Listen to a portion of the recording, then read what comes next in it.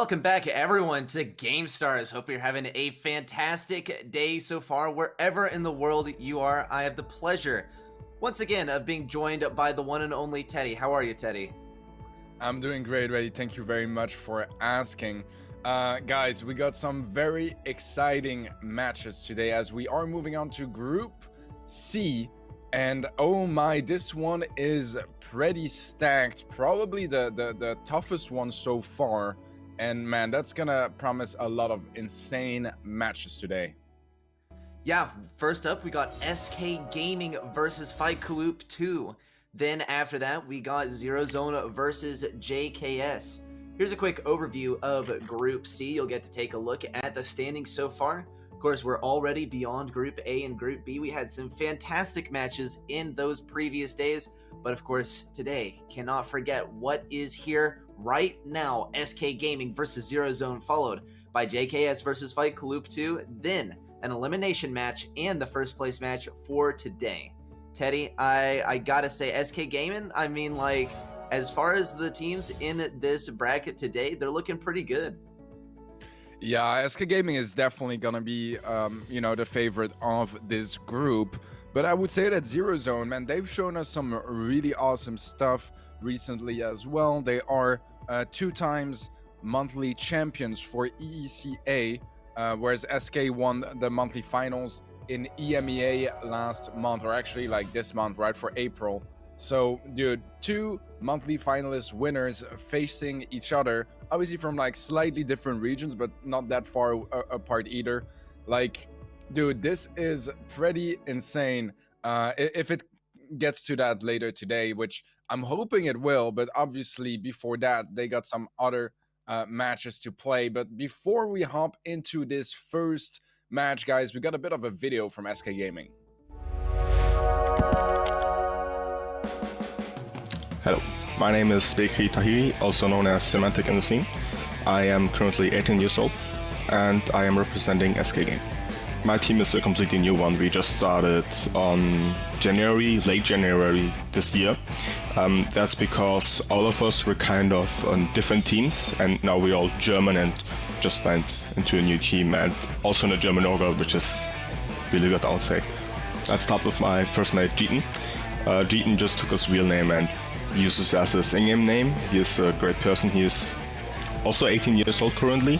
Skyrix is also, his real name is Mustafa. Skyrix is pretty known on the scene and also the base of this team because he was also last year in SK Gaming. So he's kind of a, what would you call it, the OG of the team. And he's actually the oldest from us 3. He is 19 years old. I personally played Brawl Stars since 1 week after the beta release, so I think that was June 21st or 22nd in 2017, and that is like a really long time. So I have a lot of experience. Favorite from the skill, I don't think I have one. I like some brawlers more than others, but I won't say that I'm like the best with only single brawler, but the brawlers I like are probably more like long range brawler like Colt or Piper. But I also totally love Dynamite, since he's one of my OG brawlers that I normally played. I'm pretty sure Jeeten's favorite brawler is Max. He's just maining him the whole time and just playing him throughout the whole year and just not playing any brawler. I also checked the statistic of him. He has like over 85% of it. And Skyrix's favorite brawler is by far Genie, I would say. Genie or Sandy? I think Genie, because he has actually really haven't read Genie, almost 100% even. And if he's playing as Gene, even Spen fears it. As Milan Clash, EXO and T-Drinkers, the top 4 of Europe, I definitely expect them to be finals and to have great matches, as we've seen in the last 2 monthly finals in the Europe regions. That they are just like insane matches that either team can always win. If we're having a break, then it could be like maximum 1 scrim per day. If we are having an important tournament like the monthly final, we can have up to 3 scrims per day. Average is like 2 scrims per day then. A lot of preparations, I would say. No, definitely, yeah. Our goal is definitely getting the first place here. We are a new team. We are thirsty for achievements. We are thirsty for some wins, for some dubs here, and we can't take anything else in the first place. And even if we can't get first place, I mean, it will be also good matches which we can learn of and hopefully use in our matches then.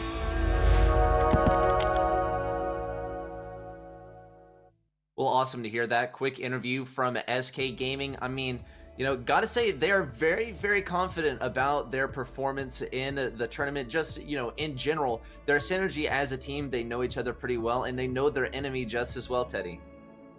Yeah, definitely. And, SK Gaming, they have had such an amazing start of the year. As Semantic told us in the video, like they started off end of January and they were second place in the first monthly finals. Second monthly finals, they are champions. So this is definitely one of the teams we are going to be looking at throughout this season and just, looking forward to see how far they can come.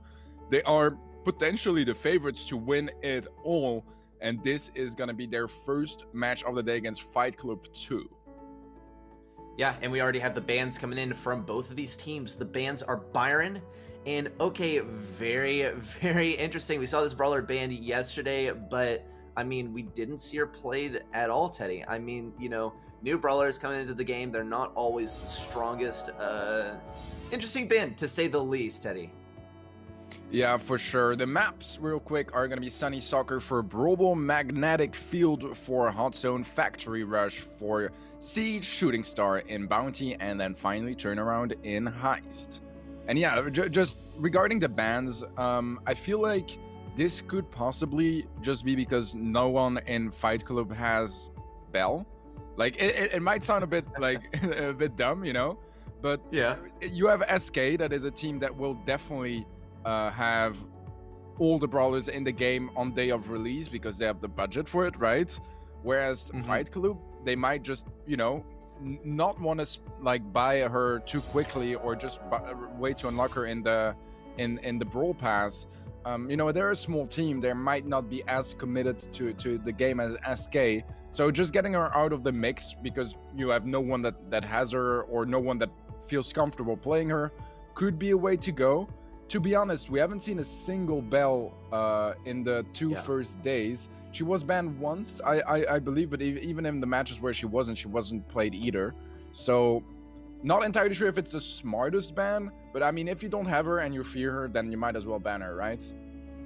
Yeah, I mean, just play what you know, right? And say, okay, you know what, we're familiar with the meta pre-Bell, so that is what we're going to play, right? We're not even going to open up the possibilities. We're not going to allow any, like X Factor to come in and script our gameplay. We're just going to play what we know, what we're familiar with. There are going to be some pretty powerful brawlers still in the mix that we haven't banned out, but that's cool because, we're experienced with playing those brawlers and we know how to play against them. So, definitely a safety option here by banning Bell, just so that you can continue to get to play the meta that you're familiar with. Though, I mean, even in the matches where we haven't seen Bell banned, like you said, we haven't seen her played. And, I think there's some mixed opinions about how she's going to end up fitting into the meta. Some people are saying like, oh, she's not that good, or, she's not good at any specific role. But though the brawlers that we see are real generalists, some of the most powerful brawlers across the board. We're talking Sandy, Jean, Max, Poco. We've seen these all throughout the Gamestars tournament. So far, they just have, multiple synergies between these brawlers, multiple duos that really pair together well. Yeah, and I just want to point out Poco is a very low pick rate compared to the other three, but he does have the highest win rate. Obviously, when you have a lower pick rate, there's like less samples to look at, right? So it's a bit like more like less precise, like from a statistical standpoint.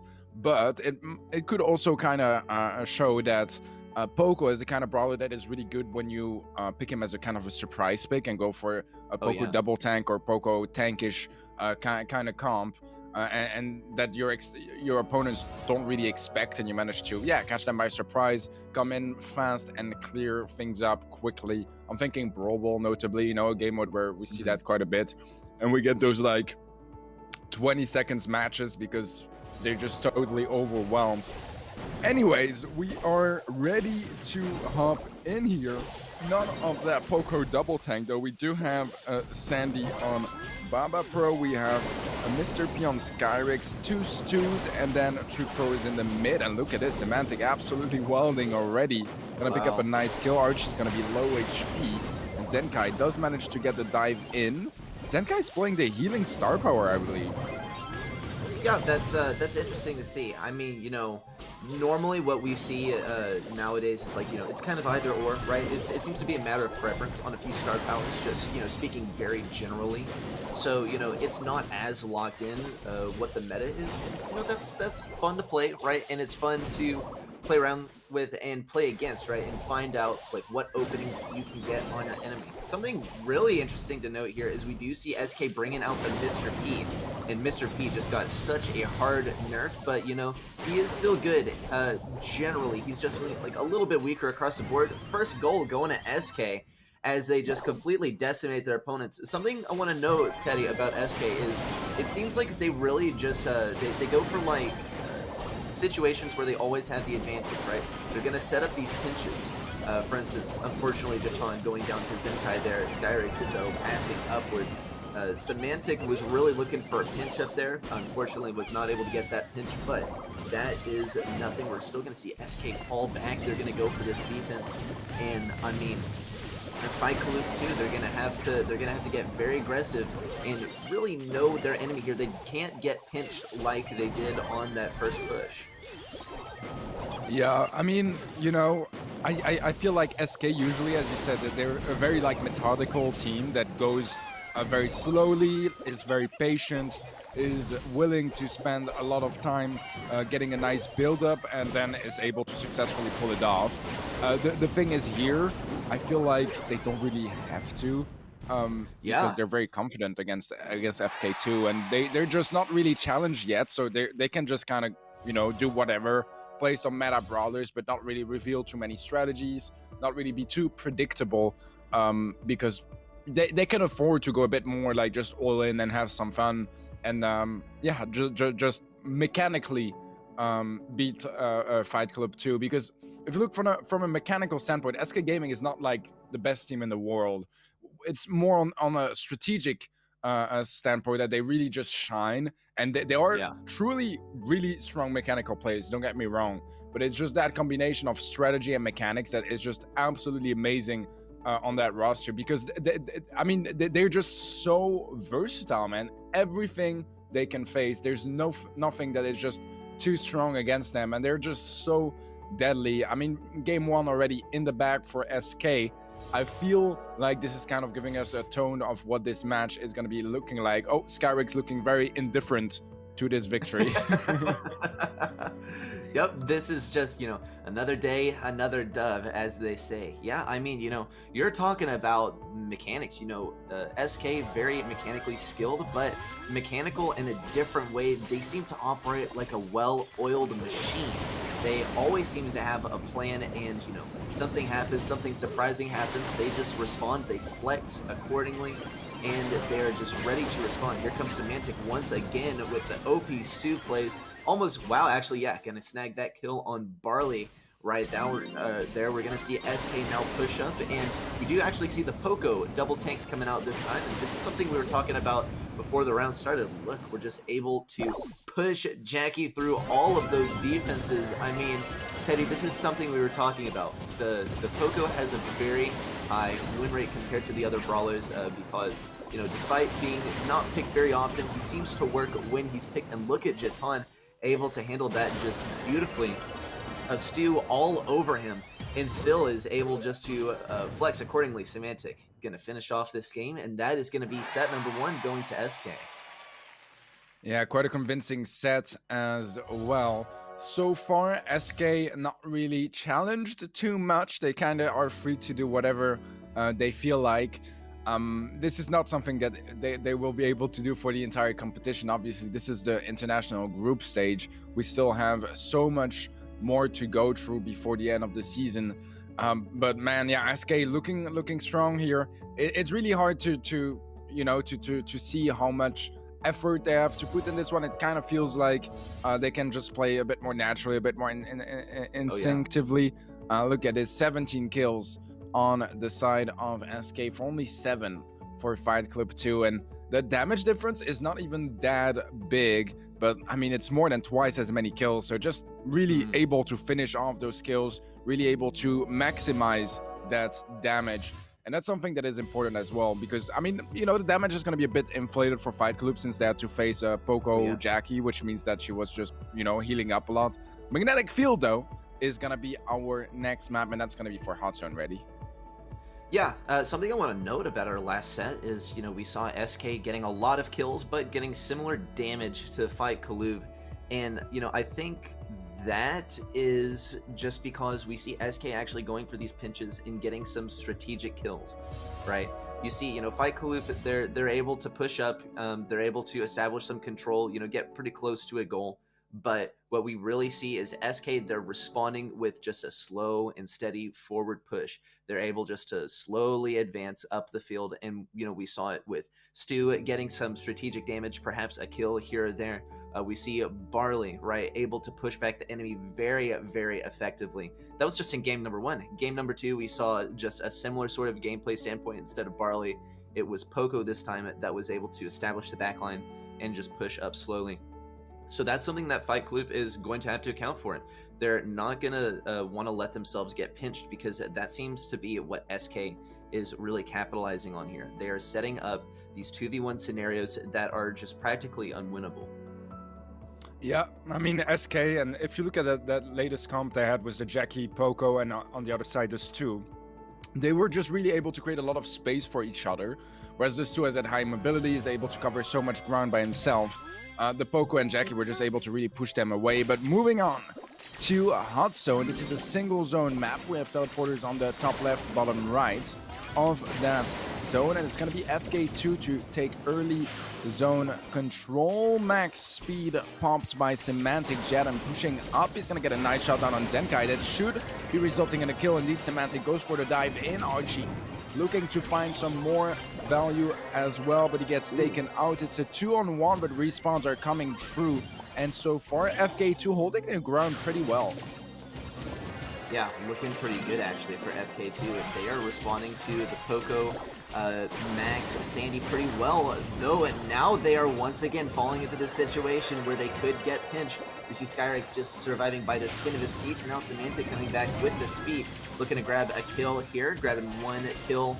Now looking to keep establishing control. Here comes a massive pinch from SK. That's 1 more down from Fight Kalub 2.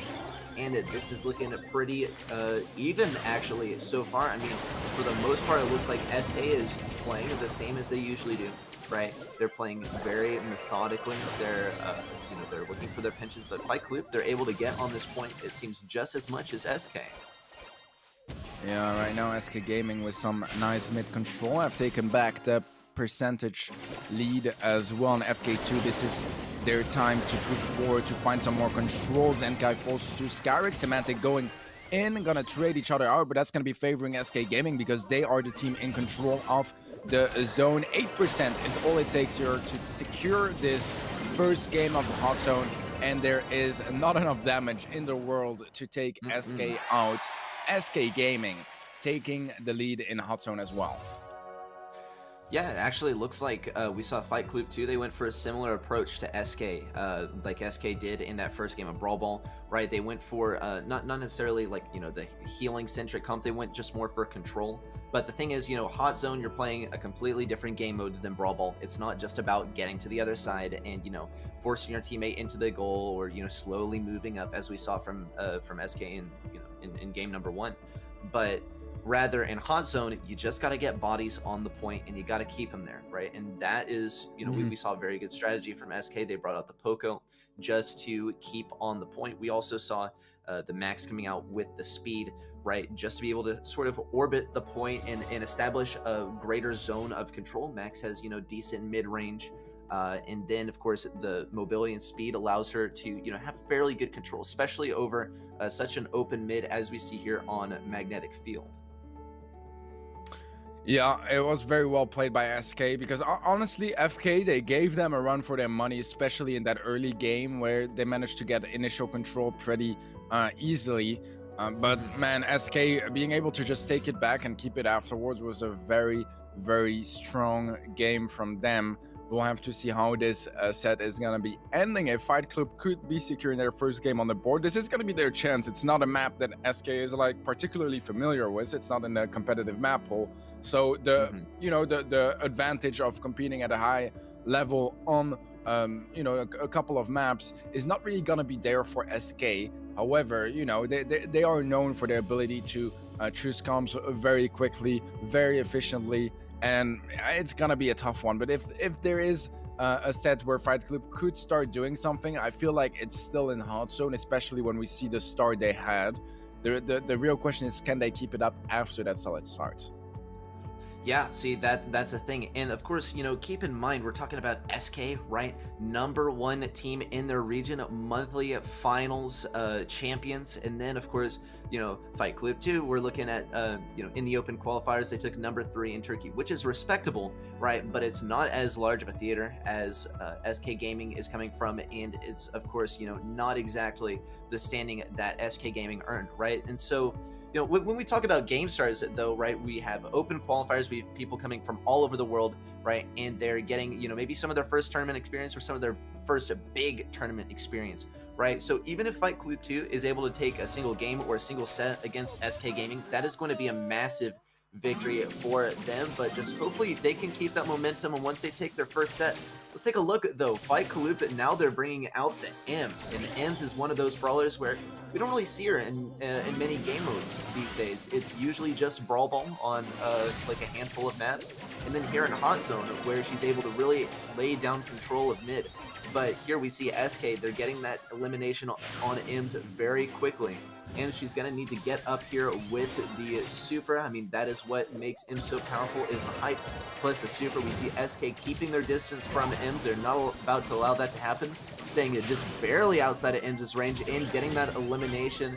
We see Symantec actually getting that last hit, and Symantec now using that teleporter to get even more aggressive. And I think this is probably one of the first times that we've seen the teleporter used this entire game. We don't really see teleporters in the competitive map pool, so seeing them used is always pretty refreshing. Yeah, it's definitely something players are going to have to adapt to, and Symantec using it very well to get a pinch onto Baba Pro. That's going to be the kill. This team wipe comes through as well in favor of SK, and they have middle control. They have a solid lead as well. Baba Pro pushing up. He has a super. That's going to be some nice regen potentially, but he's so low HP, and he's going to be falling to the Sandstorm from Skyrix. This is looking good for SK. FK2, I mean, it's not even close to what last game looked like, and SK Gaming, they just take it home, and that's going to be 2-0 in sets already. Yeah, SK, they can keep up this momentum going into set #3, and we'll have just another 3-0. And that's something that we've seen a lot in this stage of Gamestars, right? Lots of 3-0 victories. I mean, they're pairing up the #1 seed teams with some of the lower seeded teams, right? And that's just how tournaments work. So that is something to be expected, right? It'll even out a little bit more later on, especially when we get into Zero Zone versus SK. If that happens, which I anticipate it will, right? We're looking at some very good teams, but SK, very solid performance so far. Hopefully at Fight Club 2, they're able to gather some information from these last couple rounds and, know their enemy just a little bit better. Speaking of knowing your enemy, let's take a look at our stats and what we can gather from these. I mean, SK, look how just careful they were. 23 kills and only going down 4 times. Fight Club, I mean, even though we saw Fight Club getting good control on that first game, still not many kills. Similar damage coming out from both of these teams. Just goes to reinforce what we were saying about SK. They are going for strategic pinches and kills, right? It's not just damage spread out across the map, across the enemy team. It's just focus on individual brawlers. And with that, we're going to be headed into set #3 on Factory Rush. Yeah, this is a pretty open map, especially for that middle area. You do have some pretty distinct lanes on the left and right side as well. A bit of bushes to play with. Some bushes where, in ladder, you might be seeing some penny mortars placed to kind of, surprise your opponents. And it works very well in ladder because, your randoms might not really be expecting that. On a competitive play, not quite as effective. to be honest. But yeah, I'm expecting some interesting stuff, especially in that middle area. You used to really have either kind of like sniper brawlers, even stuff like Piper could be pretty playable in the mid, but also more like healing based brawlers that can do pretty well here, or even a Max for that extra mobility, for that ability to kind of dodge those sniper shots, or I said earlier, something like a healer like Pam. I like to see her in mid as well. It hasn't been played in competitive in a bit, so I'm really excited to see what kind of comps are going to be meta right now for Factory Rush. Yeah, I mean, I know I keep talking about SK, but something that we've seen from SK is once they're able to get that mid control, they can even stack up on each other, and it still, keep good control. Even, when a brawler like Ems is in play, Ems, of course, can penetrate attacks through enemies, so, she's pretty dangerous if you're stacked up as a team. This is something that we can anticipate to see on Factory Rush, because you have these bushes that are surrounded by just corners formed out of obstacles, and usually your enemies will like to hide out in there, but as much as it is a predictable position, it is just such a tough position to force them out of. We see the same thing on maps like Ice Fort, right, on Gym Grab. Just once you're able to set up your little base, your little fortress in there, it is tough to get your enemy out of there. And so, that's something that we're going to have to see anticipated by Fight Kloop, is they're going to have to know that SK is going to go for this sort of control, the same sort of control that they went for in Hot Zone, where they did, in fact, stack up, but they were able to, handle any push pretty gracefully, to be honest. So, maybe. We've seen SK, they're a pretty adaptable, pretty flexible team. We've seen them play as a team rather than on lanes. Fight Kloop 2, though, maybe they have their chance here now that they're able to play more of a lane-centric map, right, where you're divided a little bit more onto individual lanes. We already see Archie picking up that first kill on Semantic, and now this is actually looking quite a lot better for Fight Kloop. Yeah, definitely. As they get that first siege ball, they will have the bolt lead coming into the next one as well, or tied up. But whatever, you have the siege ball, you're happy. And this is going to be about the defense from SK, and afterwards the middle retake. Defense is going pretty smoothly so far, getting some nice value. This is the more tricky part, getting back that middle control. Skyrix gets pulled, that's already a kill. FK2, they are getting into a pretty solid position. Semantic finding some nice damage though, picks up a kill as well, diving straight into the Gene. He might find a second one there, he will do just that, and that's a successful retake from SK. I don't know how much time they got to get this siege bot. I think they're playing for the loss here. I think they're planning to lose this one on purpose. Indeed, one. And there you have it, level 5 siege bot for FK2. SK giving this one to FK2 because they're confident in their defense and they want to start off with a good bolt lead coming into the final siege. Yeah, I would say that is entirely, I would say that's probably correct. We got SK with a nice defense once again, just taking 1% damage, and we don't see Gene with the super. Baba, he was able to get that kill last time and getting juked out for that super. We still do see Jatan getting taken out, and that is going to be a massive blow for SK. Of course, they still have the bolt advantage, but it's going to be just Semantic and Skyrix now on this fight on the left lane. Zenkai getting out of the way, and Skyrix going to deposit a couple bolts there. It's getting very close on the bolt count, but it's looking actually like it is in the favor of SK. And Fight Kloop 2, they're going to need a essentially perfect defense if they want to even stand a chance of taking this game. Yeah, well, 2% damage is all it takes here to get the win, and when the siege bot has 30,000 HP and he's already on your save, you're not gonna make that defense. So SK Gaming getting to match point 1 win array from the finals of this group. Yeah, I think that was just like, really, really, really lovely how you mentioned we were going to see the intentional loss there from SK on the second bot. I mean, Siege, right, it just, it's a mode with just so much depth, right? You can intentionally lose a second bot in order to win the last, right? Lose the battle to win the war. And that last spot is always going to be so, so powerful. And I think that was a really nice move there by SK, but that it is not necessarily a winning strategy, right? They really only had to employ that strategy because they pretty much lost the first 2 fights. And so what they need to come out this round with a different strategy, right? Because it actually looked like Fight Club was starting to push through. We saw, absolute domination there from SK in the first 2 sets. Fight Club, though, they're now just starting to break through, because what they managed to do was they managed to break SK apart. SK, they work really well as a team, but now on a more open map with more defined lanes, we saw SK, they fell apart just a little. Like right off the bat, we saw we saw the Stu versus Max 1v1. We see Fight Club win that 1v1 interaction, right? SK, what you'll notice is that they always do better when they're together, right? And of course, that's something that we see from the best teams, right? They are greater than a sum of their parts. They're not just great individual players, they are great team players as well, Teddy. Yeah, I mean, at this level of play, everyone is good individually, right? It's more about the team synergy, teamwork you can build up together, because you can only do so much on your own. And even if you win lane every time, that doesn't mean that your teammates will be winning lane every time either. Yeah. So it's a bit simplified, I mean? Like, it gets more complicated than that.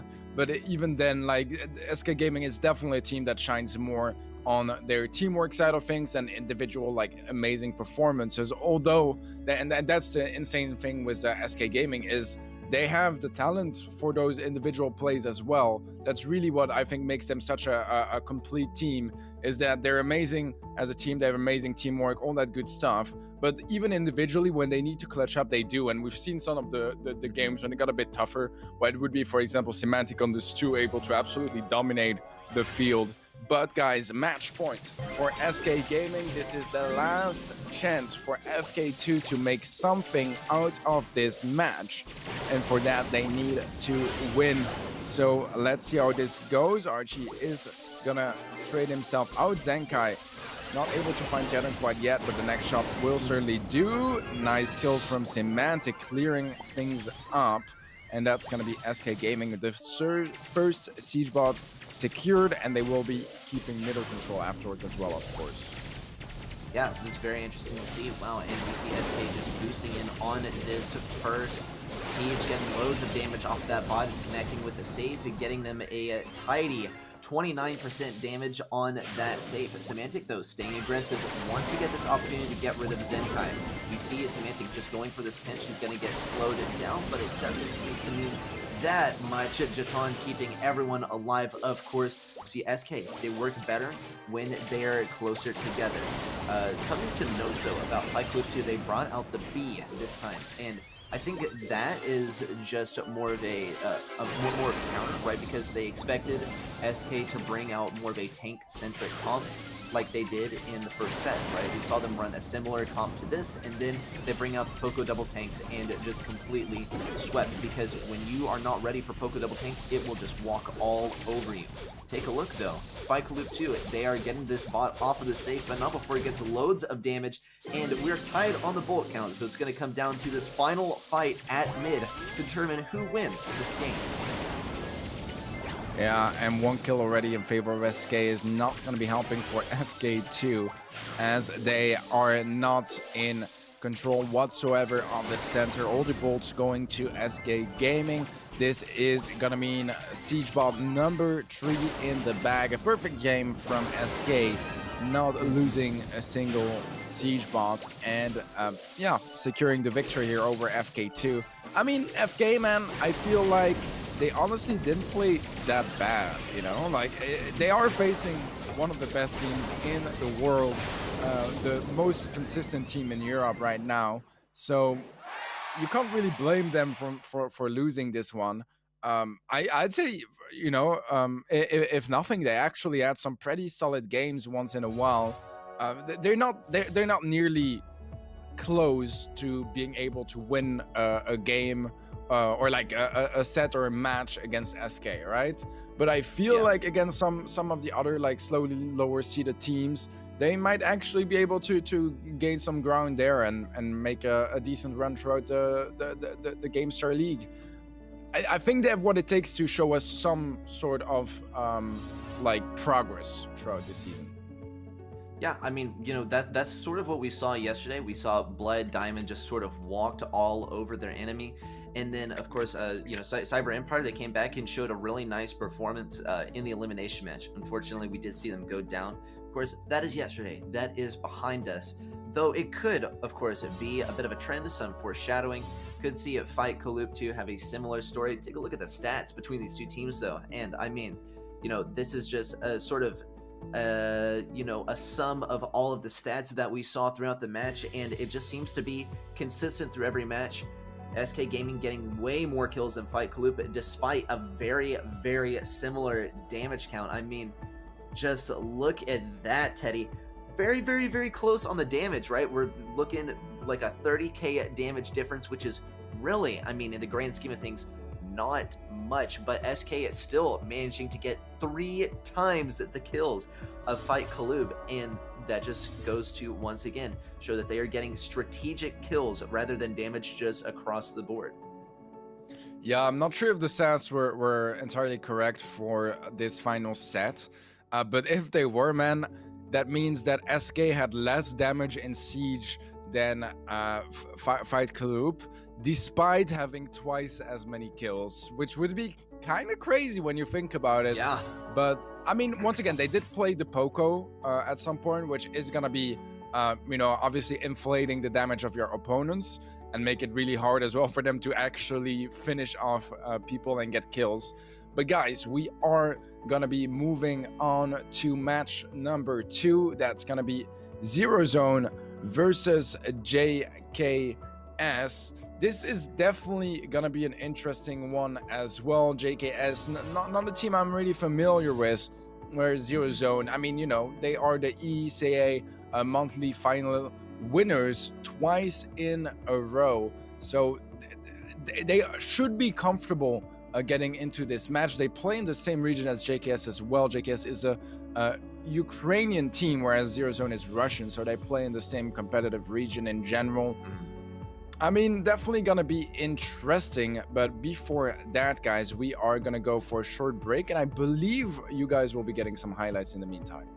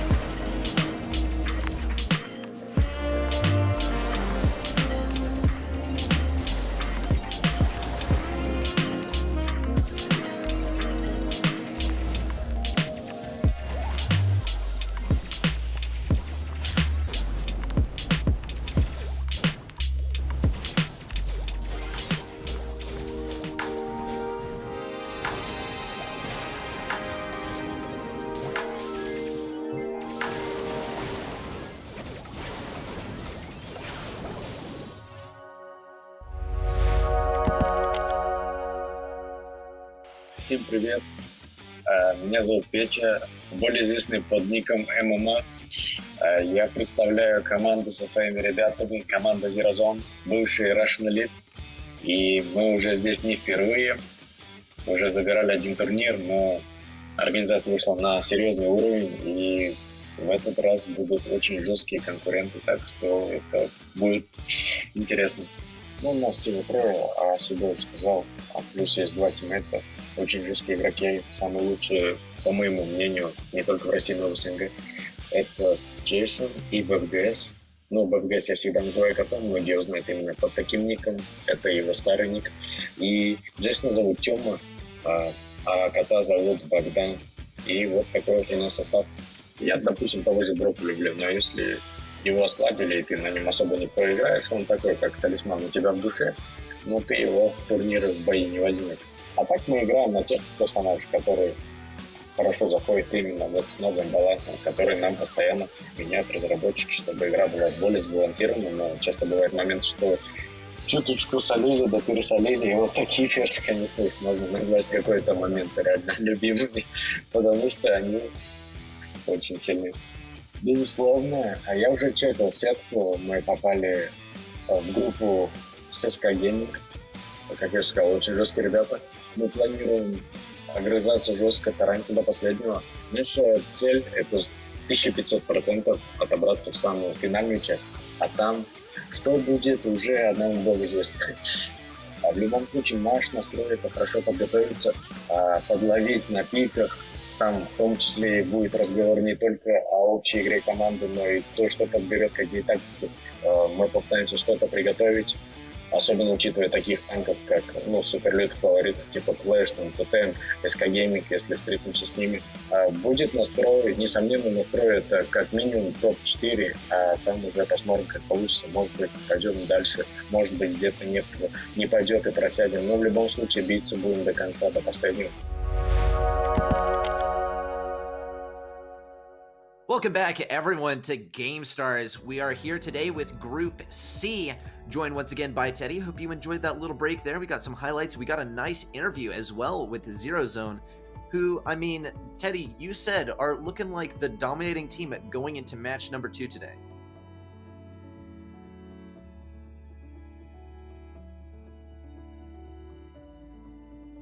Uh-oh. Well, while Teddy's getting that sorted out, let's, take a look. I mean, we got these sets coming up, some nice maps. We got set number 1 here, Factory Rush. Set number 2 is going to be Canal Grand. Set number 3 on Ice 4. Then set number 4 and 5, if we even make it there, Boxing Day and Split. Am I back and hearable again? Oh my gosh, Teddy, he's back. I'm back? Okay, amazing. Well, sorry about that, guys, but indeed, we got some pretty nice maps. I'm especially looking forward to a couple of them, specifically Ice Fort and Split. I really enjoy those maps. I really enjoy watching them as well. So, yeah, we'll see. But yeah, Zero Zone, they've had quite an amazing track record when it comes to big competitions. Recently, they've had an extremely solid start of the year. We have our bans already as well. That's going to be Poco on the side of Zero Zone and Stu from JKS. So bands that make quite a bit of sense. Poco is going to be the one where you can kind of question if it's the best way to go, but I always considered Poco as a really safe ban if you are a good favorite, because you're just removing any sort of mind games when it comes to Poco double tank and all that stuff. Oh, yeah. You're not just banning Poco, you're banning everything that comes with it. Yeah, that's absolutely true. I mean, we got the Poco. I mean, I guess Byron is still a possibility there, but I mean, Poco, when it comes to keeping a whole team alive, definitely superior, right? Byron, he's good for keeping like a single target alive, right? We could see the Byron and the 8-bit still coming out on some of these maps, but Poco, right, as you said, Teddy, you're getting rid of everything that comes along with Poco, so that is, maybe going to be a big weight off of Zero Zone's chest. It's part of their strategy that they're running. Also big that we see JKS banning Stu, right? We didn't see Stu banned in the last match, and we saw him played practically every single game. So this is going to open up some possibilities. Yeah, every single game, and this is going to open up some new possibilities for comps for these players to play in these following games. It's not going to be this absolute go-to pick. Could perhaps introduce a bit of an X factor now that wow, actually I have to think of a brawler to play besides Stu. Because when some of these really powerful brawlers are in play, it does ease the comp choosing process just a little bit, because now you have less to choose from, and right, you're able to choose more of a generally good team composition. Yeah, I completely agree. I think that, a brawler like Stu, you're only not going to ban him if you feel like mechanically you are going to be far superior to your opponents, and that it doesn't really matter if they play it and if it tones down the level of strategy, because it's going to be a pick you're going to have in pretty much, every game of every map. Like, not every game of every map, but like 90% of them. I'd say you're probably gonna play it everywhere except in maybe some bounty. So it just reduces a bit of the team composition aspect of the game. It really simplifies it. And this is something that is going to be in favor of very strong mechanical teams. And I don't think that JKS, they're at that point where they're like, we want to be stew fighting you guys, because that's not a fight they would win. Yeah, well, I mean, we already are seeing yet another very powerful brawler on the 1v1. We see Amber on the right lane. It looks like we actually see JKS winning this 1v1 so far, though our other two lanes not looking so hot. We do see actually a mutually assured destruction on the Ambers. Jason gonna pick up a bolt here. We see Stormer trying to get some pressure here at mid. Unfortunately now, though, we see JKS. They are just trickling into mid. This is the last thing you want to be set up for in Siege, or really just generally in any game mode, right? In other games, or maybe perhaps even in Brawl Stars to a lesser extent, we call this staggering, right?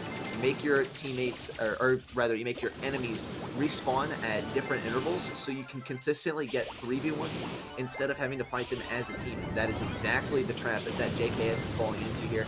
They're just setting themselves up for these 1v3 situations. Yeah, that is very well said and analyzed already. I think this is something that a lot of people overlook, especially at like lower levels. The fact that the respawns of your opponents are actually quite important, because if they respawn together, they get to have a solid push together. If they respawn one by one, well, it's kind of like either they gotta wait for each other and then you're buying some time, or well, you push in one siege bot and that's gonna be 0 zone this game one in the bag. Yeah, I mean, you know, we see 0 zone. They really managed to stagger, you know, JKS there. JKS probably a big mistake there, because, of course, what you can always do is just wait for your teammates to respawn and then attack as a team. Definitely easier to push in if you're coordinated as a team. You know, wonder what's going on behind the scenes with JKS.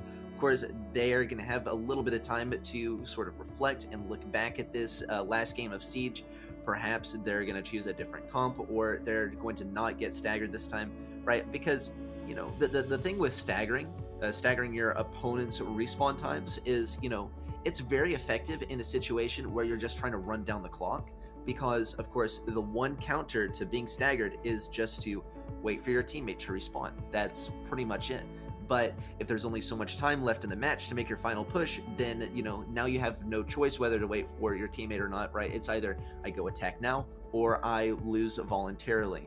And so that, you know, is not the situation that we want to see JKS get themselves into if they're trying to, you know, deal with this issue that they're having with the respawn times.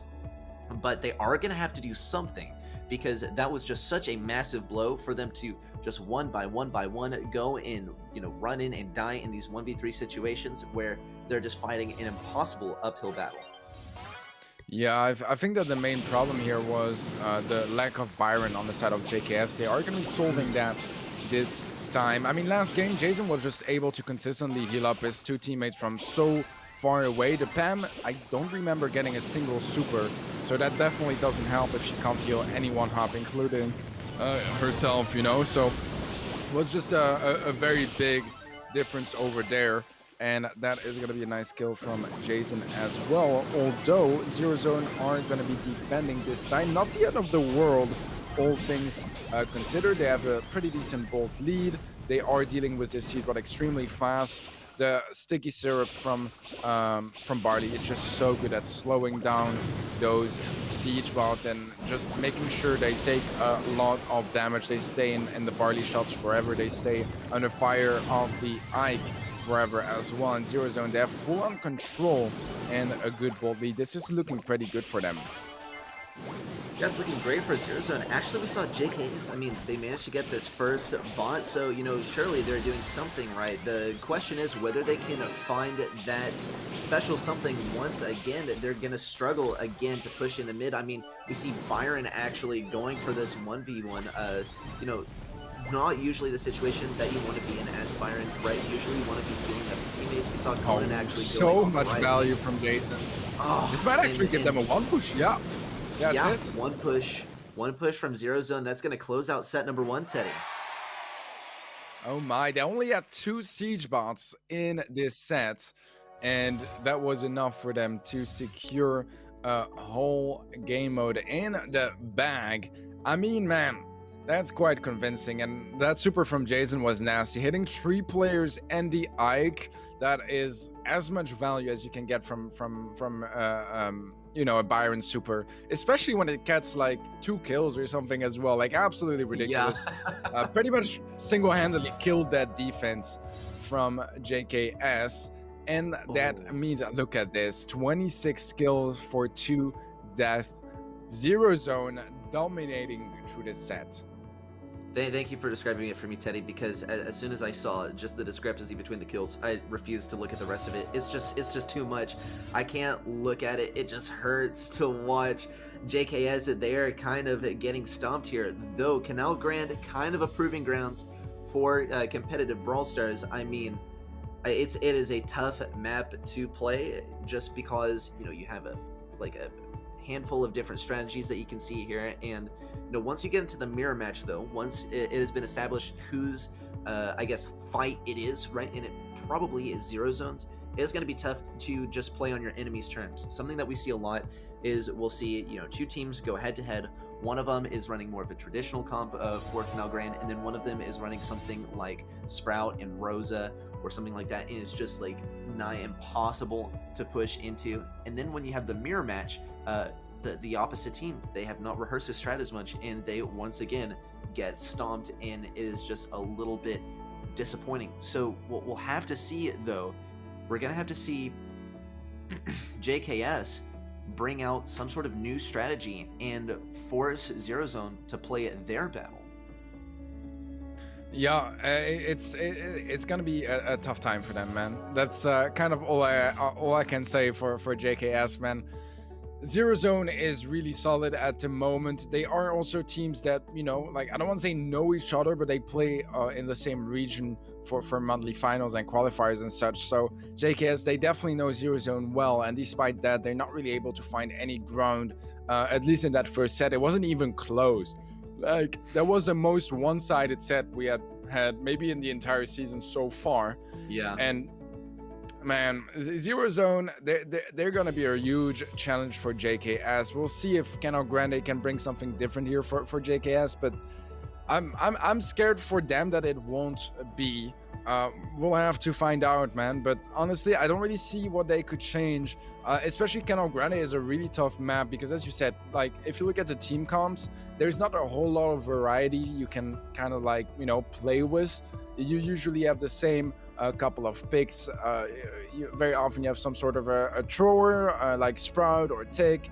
You can have a Rosa, and then maybe something slightly longer range, like, yeah, a Byron sounds good. And look at this, almost a mirror matchup. The difference is going to be the Mr. P on the side of JKS. Mr. P, that might not be the strongest brawler at the moment.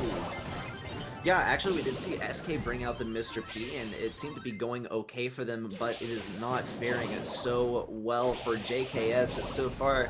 A Zero Zone, they're already going to establish control of mid, and, you know, hopefully for JKS, we don't see them fall into the same habits that we did in Siege, right? Conan is actually blocking the shots that Byron's trying to get onto Stormer. That is really unfortunate. Poor Byron was just trying to get some healing on Stormer.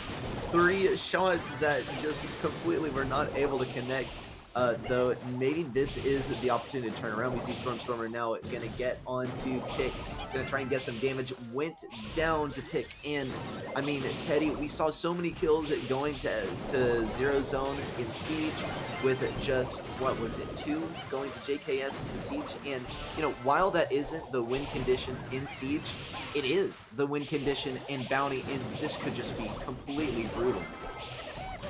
Yeah, so far I think brutal is the good way to describe it. I think that, you know, if you look at the root problem here from JKS, not even looking at, you know, their mechanical skill or team work and all those aspects, I think that comp just doesn't work. Like, I don't see the point of bringing a Mr. P in if you know that on the other side they are most likely gonna have something like a tick or a sprout that outrange you and will win their lane against you. So just something that is quite dysfunctional from from the get-go, and not helping the case of JKS that are already outmatched mechanically. We could see MMA on the player cams kind of happy about the results here. And I mean, of course they are. It couldn't be more convincing on their end. Yeah, great performance from Zero Zone, and just like we saw in the first set, man, I mean, JKS, they got a lot to change here. It's not even, like you said, looking past mechanics, looking past the team play, the comp is not working for them. And, they are bringing out the Byron, because Byron is still a powerful brawler, but we don't really see them using Byron for the same purpose that we see as Zero Zone using Byron. Zero Zone, they have the Byron not to heal, just like the Squishy, right? Not to heal Tick. They got Byron just all over Rosa, and Byron is not going for damage, right? Byron is just going to be spam healing with the main attack the entire time. We see a different approach from JKS. They're using the Byron for damage. Look, he's not even going for the healing on Conan. He's going straight for Jason. And though, that is an important kill, right? To get rid of the enemy Byron, it's not what you need to be going for as Byron, right? You need to be healing your teammate. That is what he's good for. He can like 2-tap some squishies, but we don't see any of those brawlers coming out from Zero Zone. I mean, this is going to be tough unless JKS really changes up their playstyle dramatically. Yeah, this is already kill 1 on the side of Zero Zone. They got the blue star in the bag as well. And we have a bit more of a minute here for JKS to try to find some sort of a comeback, but it's not looking too easy thus far, as Zero Zone are just holding on to control really well. Stormer up close against BBGs. None of them popping last hurrah, by the way, because they know that it's going to be the first one to pop it that will lose that fight, as the other one will pop it right after, and he will be immune to damage while dealing damage. So it's a bit of a situation of whoever pulls the trigger first is going to have the disadvantage. But so far, the disadvantage is definitely on the side of JKS, as we have 2 quick kills in succession in favor of Zero Zone. Conan pushing up, trying to find some sort of value, but he doesn't have a Byron next to him able to heal him up. MMA, on the other hand, does.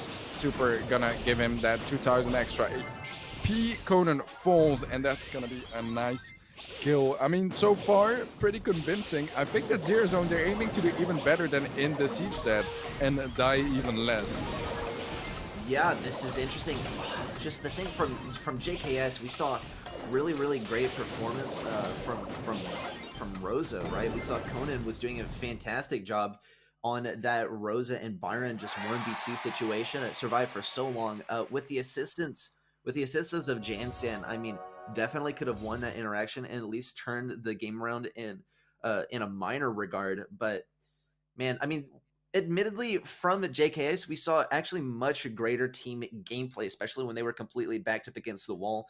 We saw good teamwork between them. We didn't see, really more than just one death there from JKS. So, well handled by them, especially because it is so tough to push out of spawn in Canal Grand when you get spawn trapped. So well played by them, but it was not enough to secure that set for them, and they're just gonna have to take what they learned into set number 3.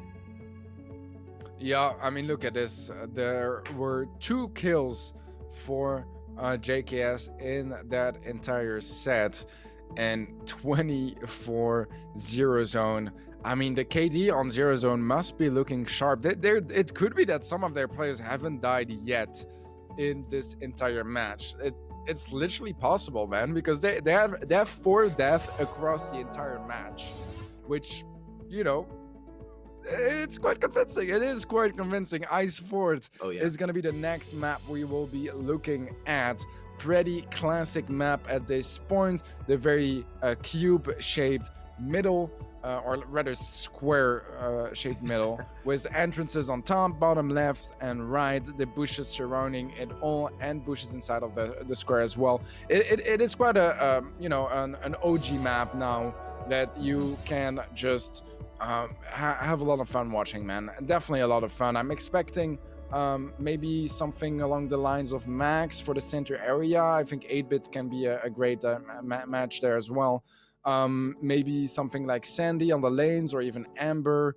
I don't know, man. It's tough to say, especially with warm bands on each team. It leaves so many doors open. This is one of those maps though where you can afford to experiment a bit more. I've seen teams even at a higher level play very close to the middle, some playing very distinct lanes. Everything is possible, and that's what is exciting about Ice Fort. Yeah, Ice Fort, I love this map so much just for that, right? Because we see just so many different strategies, and they all seem to work pretty well, right? It all depends on the execution, whether you're able to handle sticky situations, because, you know, your rollout on the map, which is, you know, what I'm going to more get into, is, you know, just the first few seconds of the match. It's very important, but, you know, of course, it depends all on the execution for the rest of the match. Something we see a lot, actually, is we'll see a Sprout run up mid, and an 8-bit that stays on lane to win the lane fight, or at least get that turret, and then put the damage booster at mid, right, to help out the Sprout. And that could be, no, not exactly what we're seeing coming out of Zero Zone, but JKS, they are running that, and they're going to run a powerful comp. They're running the 8-bit, or is it staying on the lane, and the Byron at mid, though Conan is not going to have an easy fight right off the bat, because he's forced to play against Sandy, who just has ridiculous wall peek and has such a range, or sorry, a speed advantage on Conan. They're going to secure that first kill, and look at Zero Zone. They're taking a very aggressive stance here on the right side. MMA is going to just taking out this turret. Easy peasy, winning this first fight. Actually getting pulled, though, by Stormstormer. A nice play there by Stormstormer, which is going to give, if not just momentarily, control of mid to JKS. Oh, super connects. Jason is gonna fall, but he's very far away from anyone from JKS. So I'm not sure how much of those gems they'll be able to pick up. TP coming through from Conan, but I think he actually missed that. I'm not entirely sure what his plan is here. He does manage to pick up the gems. Now TP's back. That is going to be countdown for JKS. Finally, something going their way in this match in Zero Zone. They need to find a kill, and they need it quickly. It has to be Stormer or the 8-bit, and it's not going to be happening. Zero Zone, they drop a game to JKS. Yeah, very well played there by JKS. I mean, JKS, it came out with a strong comp, right? This is something that we were talking about. We had the Byron, we had the 8-bit. This is a powerful combo here. And just from strategic gene pulls, we're able to pull Zero Zone out of position. And this is something that Zero Zone is going to have to account for in our following games. I mean, we have JKS, they're now up 1 game in set number 3. Zero Zone, it looks like they might actually get a sweep, right? And you know, now that is completely off the table. Saw Zero Zone kind of, you know, probably we're hoping to keep up their record of, what was it, like a 10 kills per death that they got in set number 2 and set number 1. It's like ridiculous, though. You know, Zero Zone, they can no longer just ride that momentum. They're gonna have to, you know, really dig deep and actually have to play some Brawl Stars against JKS. Yeah, they're gonna have to take it a bit more seriously now. I think they got a bit too confident, especially seeing how dominant they were in the 2 first sets. I feel like here they were kind of there like, okay, let's already start thinking about the next match, and just like, you know what I mean? Feeling like they were maybe a bit more ahead than where they were already. But, you know, I feel like this is probably just the kind of mistakes that brings them back to reality. A bit of toxic shooting at each other there from the start. But probably just some friendly banter between the teammates. And we have some small changes here. Jason does pick up a nice kill, MMA to match that in his lane. And this is going to be Zero Zone, who is full on middle control right now. Yeah, we see JKS coming out with a max speed centric comp. Zero Zone, they're coming out with more of a kind of like, you know, let's establish a little bunker, a little base of operations, and we're going to stick there the entire game. It's going to be a lot harder for Stormstormer to get some kills now, or get some pulls rather, because he's not going to be able to get too close to that turret without taking mad damage We need that max speed onto Gene more to open up that possibility. We don't see the speed actually from Max connecting on Gene, and that I think is going to be the win condition actually for JKS, is if they're able to take or pull a massive brawler here. We do see MMA. Yep, there is a missed pull, and that looks like to be the kind of downward slope of this match. It's all downhill from here. MMA just needs to retreat. Looks like he's trying to decide between staying in the bushes and falling all the way back. See Jason taking once again an aggressive stance, but there's simply not enough time for JKS to push in.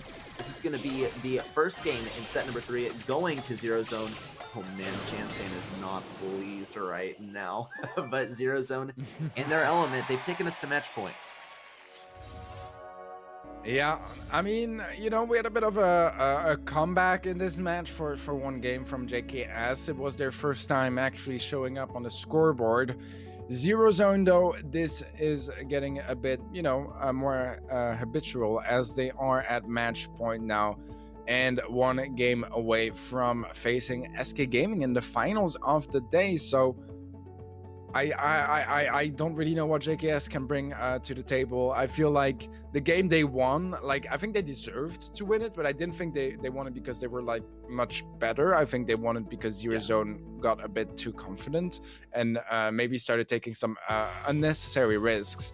So I can't really say like we've seen enough from JKS that they can come back here, that they have what it takes to take down Zero Zone, because I don't think they do with their, you know, current setup and the current state of the team. Obviously, they're a much younger and less experienced team than Zero Zone as well, so that's always something to keep in mind. But yeah, Zero Zone, I feel like they should be able to close it out 3-0, get a pretty clean win, only dropping one game. I mean, that's perfectly fine. Oh, yeah. Absolutely perfectly fine. You know, hopefully they don't get too comfortable right now, because they're going to be coming hot off of this match right into a match against SK Gaming. Of course, we have one more match between then and now, but of course, the match at hand, this is the match point, and take a look at our brawlers. We have more of a comp that we are familiar with coming out from JKS. Same strat, though, coming out of Zero Zone. Was able to win that last game for them. JKS, though, I mean, you know, they were not able to take that last game, so they gotta bring something different to the table. They gotta anticipate what Zero Zone is gonna win, and Zero Zone, they have not really pulled out any surprises yet so far, that is. So JKS maybe had a little bit of an easier time sort of accounting for what Zero Zone was going to run. We see Jansen getting a nice kill there on the left lane, winning that lane. Though still, the main fight here in Gym Grab, especially in Iceport, is at mid, right around that gym line. And MMA has a turret keeping him alive, but Jason also looking for some kills. Not going to be able to take out Stormer, or actually, never mind, he's going to be able to... Ooh, it's looking pretty hairy. Man, Jason is insane. Yeah, Jason with some crazy dodges, like watching Neo in the Matrix. Look at Jansen yelling at his phone. I mean, I would too. This is a high pressure situation. MMA sitting so far up, it gets that cheat cartridge coming, not in a position to secure a kill. Gonna be able to speed all the way over. Jansen gonna try and get that speed onto him, but they are just out of range. Jansen not pleased. MMA Russia looking pretty happy that they're going to be facing against SK in the finals today. But that is going to be this match going to Zero Zone. MMA touching his beard, thinking about, you know, the tough match that awaits him against SK Gaming. Man, Zero Zone versus JKS, very one-sided. You know, a bit of a missed opportunity to get the perfect sweep here from Zero Zone, but honestly, I'm not even blaming them. They were super convincing besides that one game, so I feel like they never really got into any sort of danger. We'll have to see how that fares against, you know, a team such as SK Gaming, but I mean, I'm super down for it. I'm super excited about that one. On the other hand, that means that JKS and who lost against SK Gaming again? It was Fight Club. Yeah, Fight Club 2. They're going to be matching up for a knockout game, not the game mode knockout, but just a match where if you lose, you are out of the event. If you win, you get to move to the lower bracket finals. So it is getting more dangerous for those teams stats-wise. A bit less one-sided, but I would say that's probably because of that one game that JKS won, where they were actually getting a couple of kills, getting some nice value, and doing some great stuff overall. But yeah, this was really convincing from Zero Zone. Yeah, look at this, man. They have 3 times more kills. Oh, no. What else do you want? Yeah, just complete domination, as we were saying, from Zero Zone versus JKS. I mean, it's gonna be a real tough one for JKS to come back from. Of course, though, they are gonna have their chance in match number 3. It's gonna be coming up very shortly. Fight Kaloop versus JKS. It's going to determine who gets knocked out of this competition, who gets to move on to the decider match. That's going to be on May 6th. It's a whole day of decider matches. You're not going to want to miss it. But before we move on, take a look at our bracket. We have SK Gaming in Zero Zone coming up. Match number 4, Fight Club and JKS coming up very, very soon. Yeah, indeed, Fight Club versus JKS is gonna be the next match for today, the third match of the day. I mean, you know, I feel like overall we've had 2 very, very one-sided semifinals, which is going to lead to some very interesting dynamics coming into the finals, because on the one hand you have, you know, the teams that lost and haven't been able to do very much just yet, and on the other side you have teams that had extremely dominant performances that are going to be battling out against an opponent, if not of their level, at least much closer to it. Yeah, 100%. We, you know, might have a level playing field here. Who really knows? But, you know, this is their chance. With that, though, we're going to be heading to a short break. Get ready for match number 3.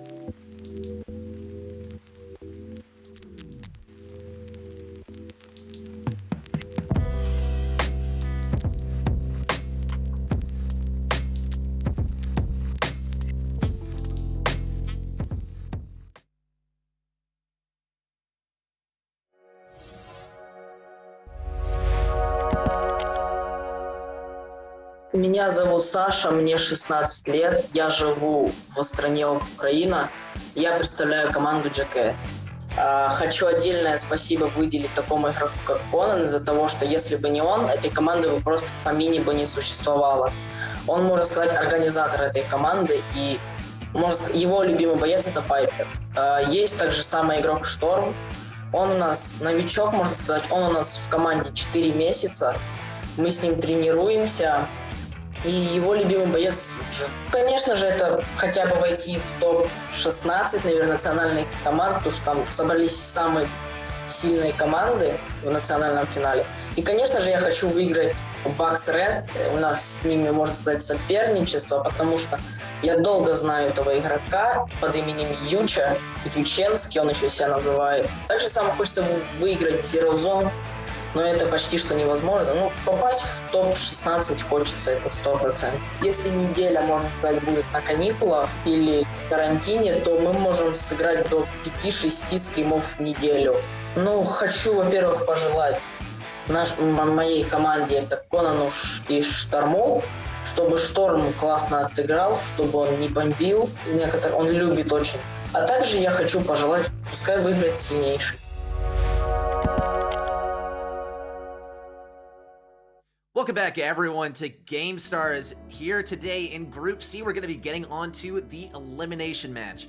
We saw some very heated battles between SK and Fight Kaloop, and then we saw Zero Zone versus JKS, and, well, of course, our losers have dropped down to the elimination bracket. We're gonna see who is gonna be kicked out of the bracket. It's Fight Kaloop versus JKS, and I mean, Teddy, both of these teams, they have to really shape up, otherwise they're gonna get kicked out.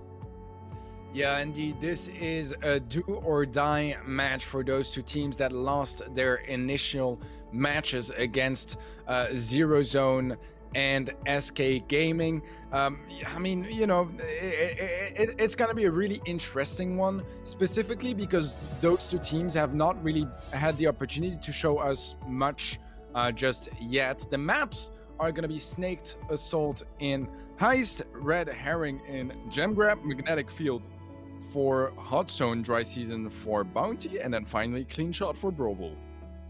Wow, okay, so none of the maps that we're familiar with. This is going to be a real entertaining one.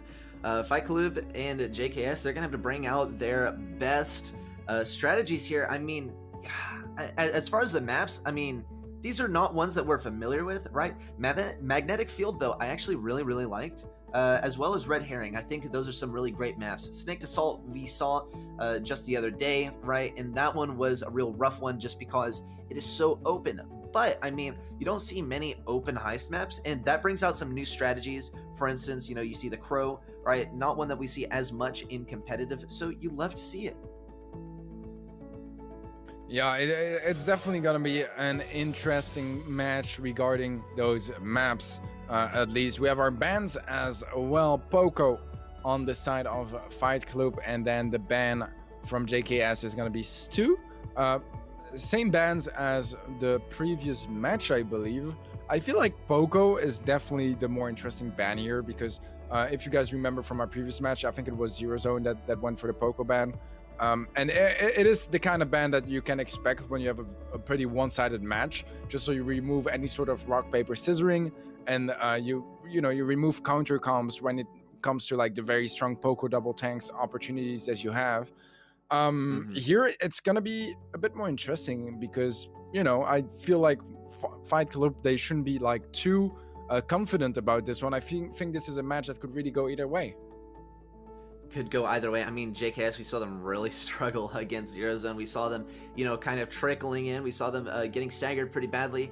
And if Fight Kaloop, hopefully they have been watching and taking notes because this is going to be their strategy to win here, right? If they, we saw both of these teams go down and for, arguably pretty specific reasons. So if either of these teams are really able to recognize and capitalize their enemy's weaknesses, then this, could be a strategic play from these teams. Just taking advantage of your enemy's weaknesses, knowing what their weak points, and just absolutely focusing the heck out of them. Yeah, indeed. And the teams have had the experience to kind of like watch each other play, which is gonna maybe give them some very slight advantages regarding what brawlers they really like to play. And maybe some sort of counters. It is going to be tough once again because those maps are something that I can guarantee none of the teams have prepared for. But on the other hand, it is also going to be the opportunity for them to come up with some crazier stuff, take some more risks because the meta is a bit less set in stone as you would expect in the competitive maps. Yeah, 100%. Take a look. We have a nice view of our, or one of our players from Fight Kaloop 2. He seemed to have a pretty vacant expression the entire time they were facing up against SK. So, maybe he's going to be a little bit happier facing up against JKS. Right, of course, the winner of this round is going to have to go up against the loser of SK versus Zero Zone, and that is going to be a tough fight once again. So, don't start counting your chickens, right? Don't get too optimistic, right? This is only the beginning of the battle. But of course, you gotta be here, you gotta be present, you gotta be here now for these upcoming games because they're gonna be very, very intense. These players are fighting for their lives in the tournament. Of course, they made it past the open qualifiers, and now finally they're on the big stage, and they just do not want to blow their chance now. Yeah, just for refreshing our memories here, Fight Club, they didn't win a single game against SK Gaming. JKS won one against Zero Zone, and despite that, I feel like Fight Club were putting in a bit more of a fight, while they were, arguably facing the better team as well. So that's why I feel like they should be the stronger team coming into this match. Obviously, things can get a bit more complicated than that when it comes down to Brawl Stars. There is so much more at play. But looking at both teams' performances today, I would give a slight advantage to Fight Club 2 coming into this match. But once again, we've never seen them face each other, so there's not like a lot of history of one team beating the other, because I'm pretty sure it's the first time they ever play each other.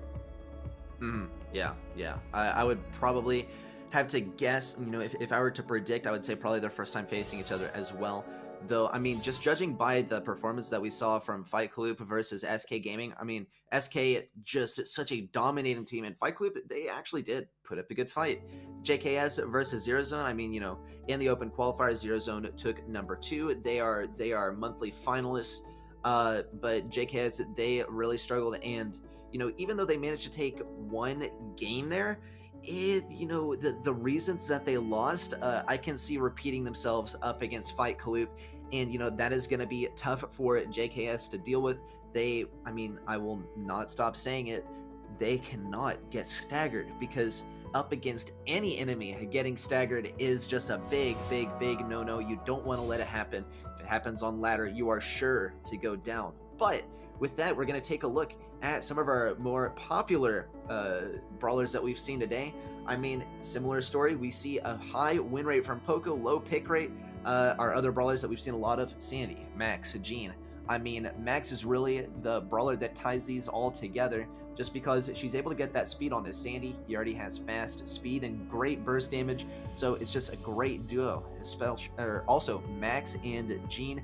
Max is able to get the speed on Jean, and Jean is just able to get some crazy awesome pulls, very long range, since he can just run away and get even a longer stun. So no surprise that we're going to see these brawlers in the upcoming matches, though we have seen a few other brawlers coming out from both of these teams. Actually, you've seen a bunch of Amber and some brawlers that are not played as frequently anymore, but are still pretty powerful. Yeah, for sure. I'm really curious about this one once again, because those are two teams that got kind of crushed when it comes down to the semifinals, and that means that they couldn't really show us what they're capable of. And I think that here, having an opponent a bit more matching their level, they can actually come in with some more strategy, some more motivation, and some more possibilities regarding the comps, regarding the plays we can expect, as I think this one is going to be a lot less one-sided than what we've seen before. Obviously, once again, since we haven't seen them play against each other too much either, we can't really know, if one team is just the better one, because they both didn't really give us a whole lot to work with in those semis. But yeah, I'm curious, man. I'm curious. I feel like so far, one big takeaway I have from this Gamestars first season is that a lot of the teams that you would expect to have a mediocre level, because they are from a smaller Brawl Stars country, and they're maybe not even seated highly in that country, they actually surprised me with some pretty good Brawl Stars, and it says a lot about the overall level of Brawl Stars internationally. It's really surprising, man. I can't wait to see how this game evolves, because you and I were both very invested into casting Brawl Stars and competitive Brawl Stars, but I feel like the game is just still at baby stages. And even then, it's doing so much progress every single week from one competition to the other. It's just amazing to watch, man. Yeah, it's absolutely amazing to watch.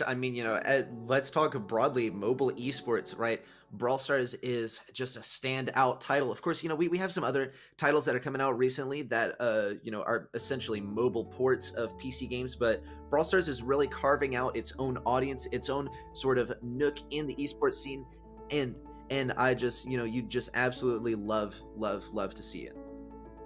Yeah, for sure. I think the amazing thing with Brawl Stars is that it just feels like it was made for mobile, and I think that's so important when it comes to an esport title where, the controls are going to be extremely important. That everything is calibrated in a way that it is.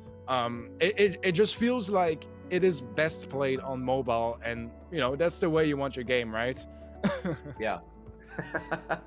Yeah, it's like it's one of those games that it doesn't make sense on other platforms. I wouldn't want to play Brawl Stars on PC or on console just because, you know, maybe you could get a controller to work with it, but just like, man, I like having my fingers on the screen, right? Maybe like some controller grips for my phone could improve the gameplay, but I don't know. It just makes sense as a mobile title. And you know, another thing that I love about Brawl Stars is that, you know, since it's mobile, I can take it everywhere, right? And that's, I think, something that, you know, we're really looking at with Brawl Esports this year, is that, you know, just anyone, right?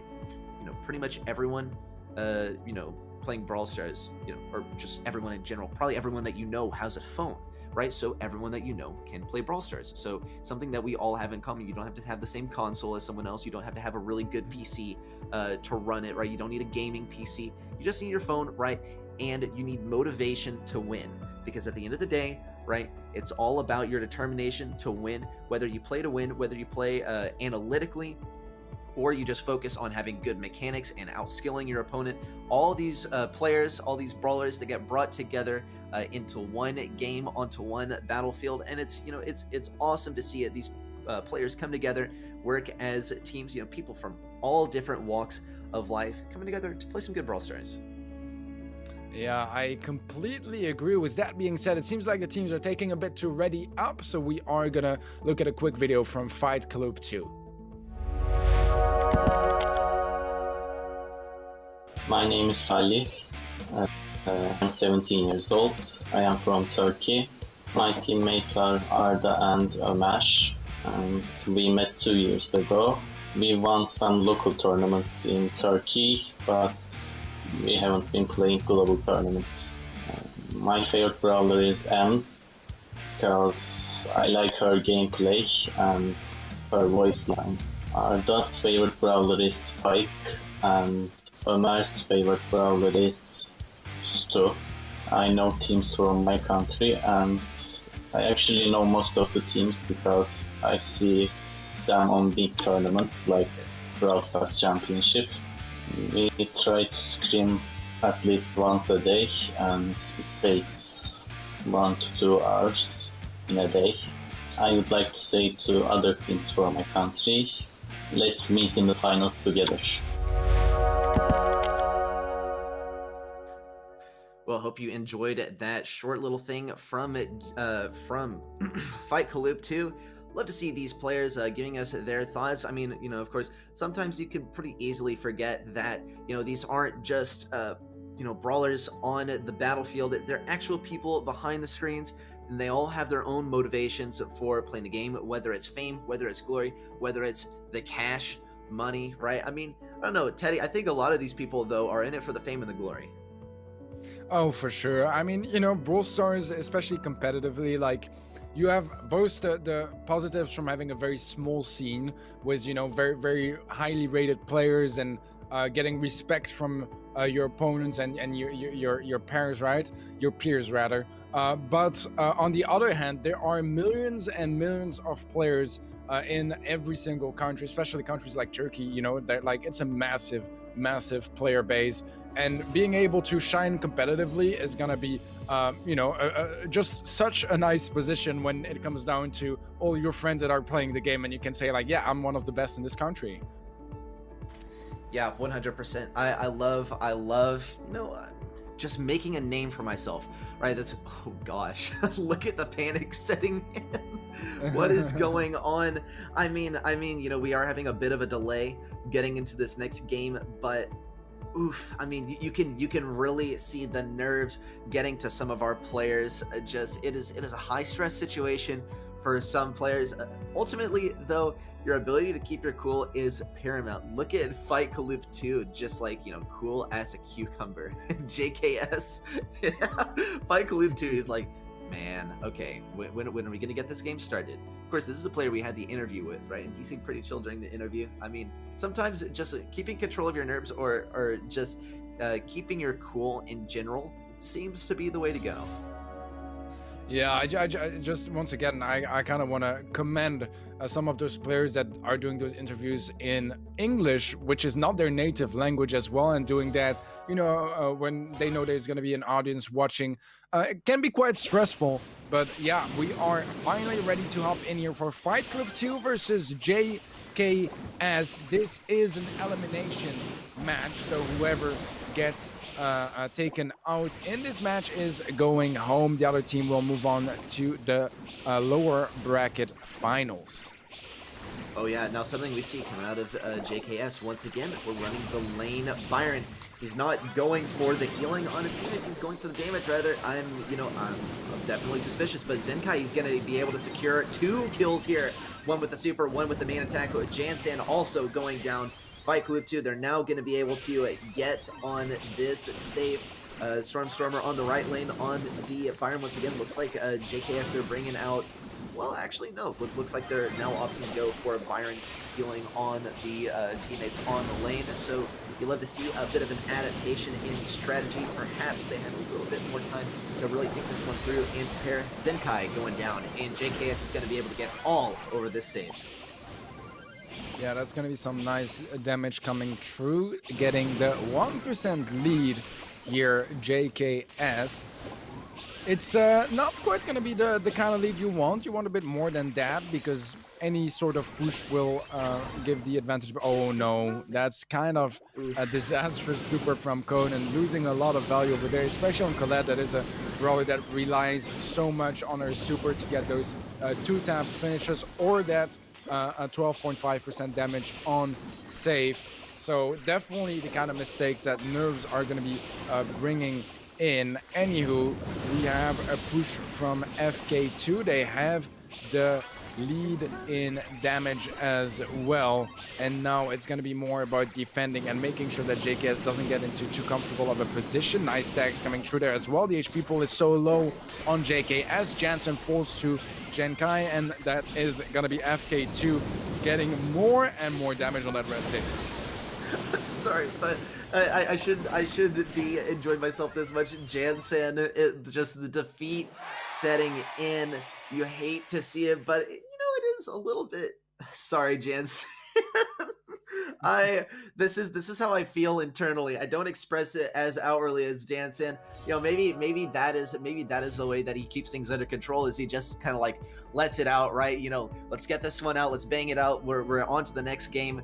But that, Jansen, I feel for you, buddy. That is how I feel internally when I lose a game like that, especially when, we saw JKS come so close to getting a really nice salt there, especially with the Colette super. It just all started to fall apart once we saw that just great push from Barley. We saw just a massive super laid down to establish control and get damage on that save. Yeah, I can feel their frustration, man. Like, especially as a fresher team, you're gonna be so happy to make it to such a nice event in the international group stage and be facing such amazing teams. Obviously, so far not been going exactly their way, but they got to keep their hopes up. And it's always going to be hard in esports to be an emotional player, because you are going to win, you are going to lose, and you need to be able to take both, right? And the risk here is, as an emotional player, you put way more on the line there than there truly is, and you tend to make yourself a bit more pressured to perform, which can lead to some of the most incredible performances of all time, but also can kind of break it for you and your team if you're not able to hold it together when you need to.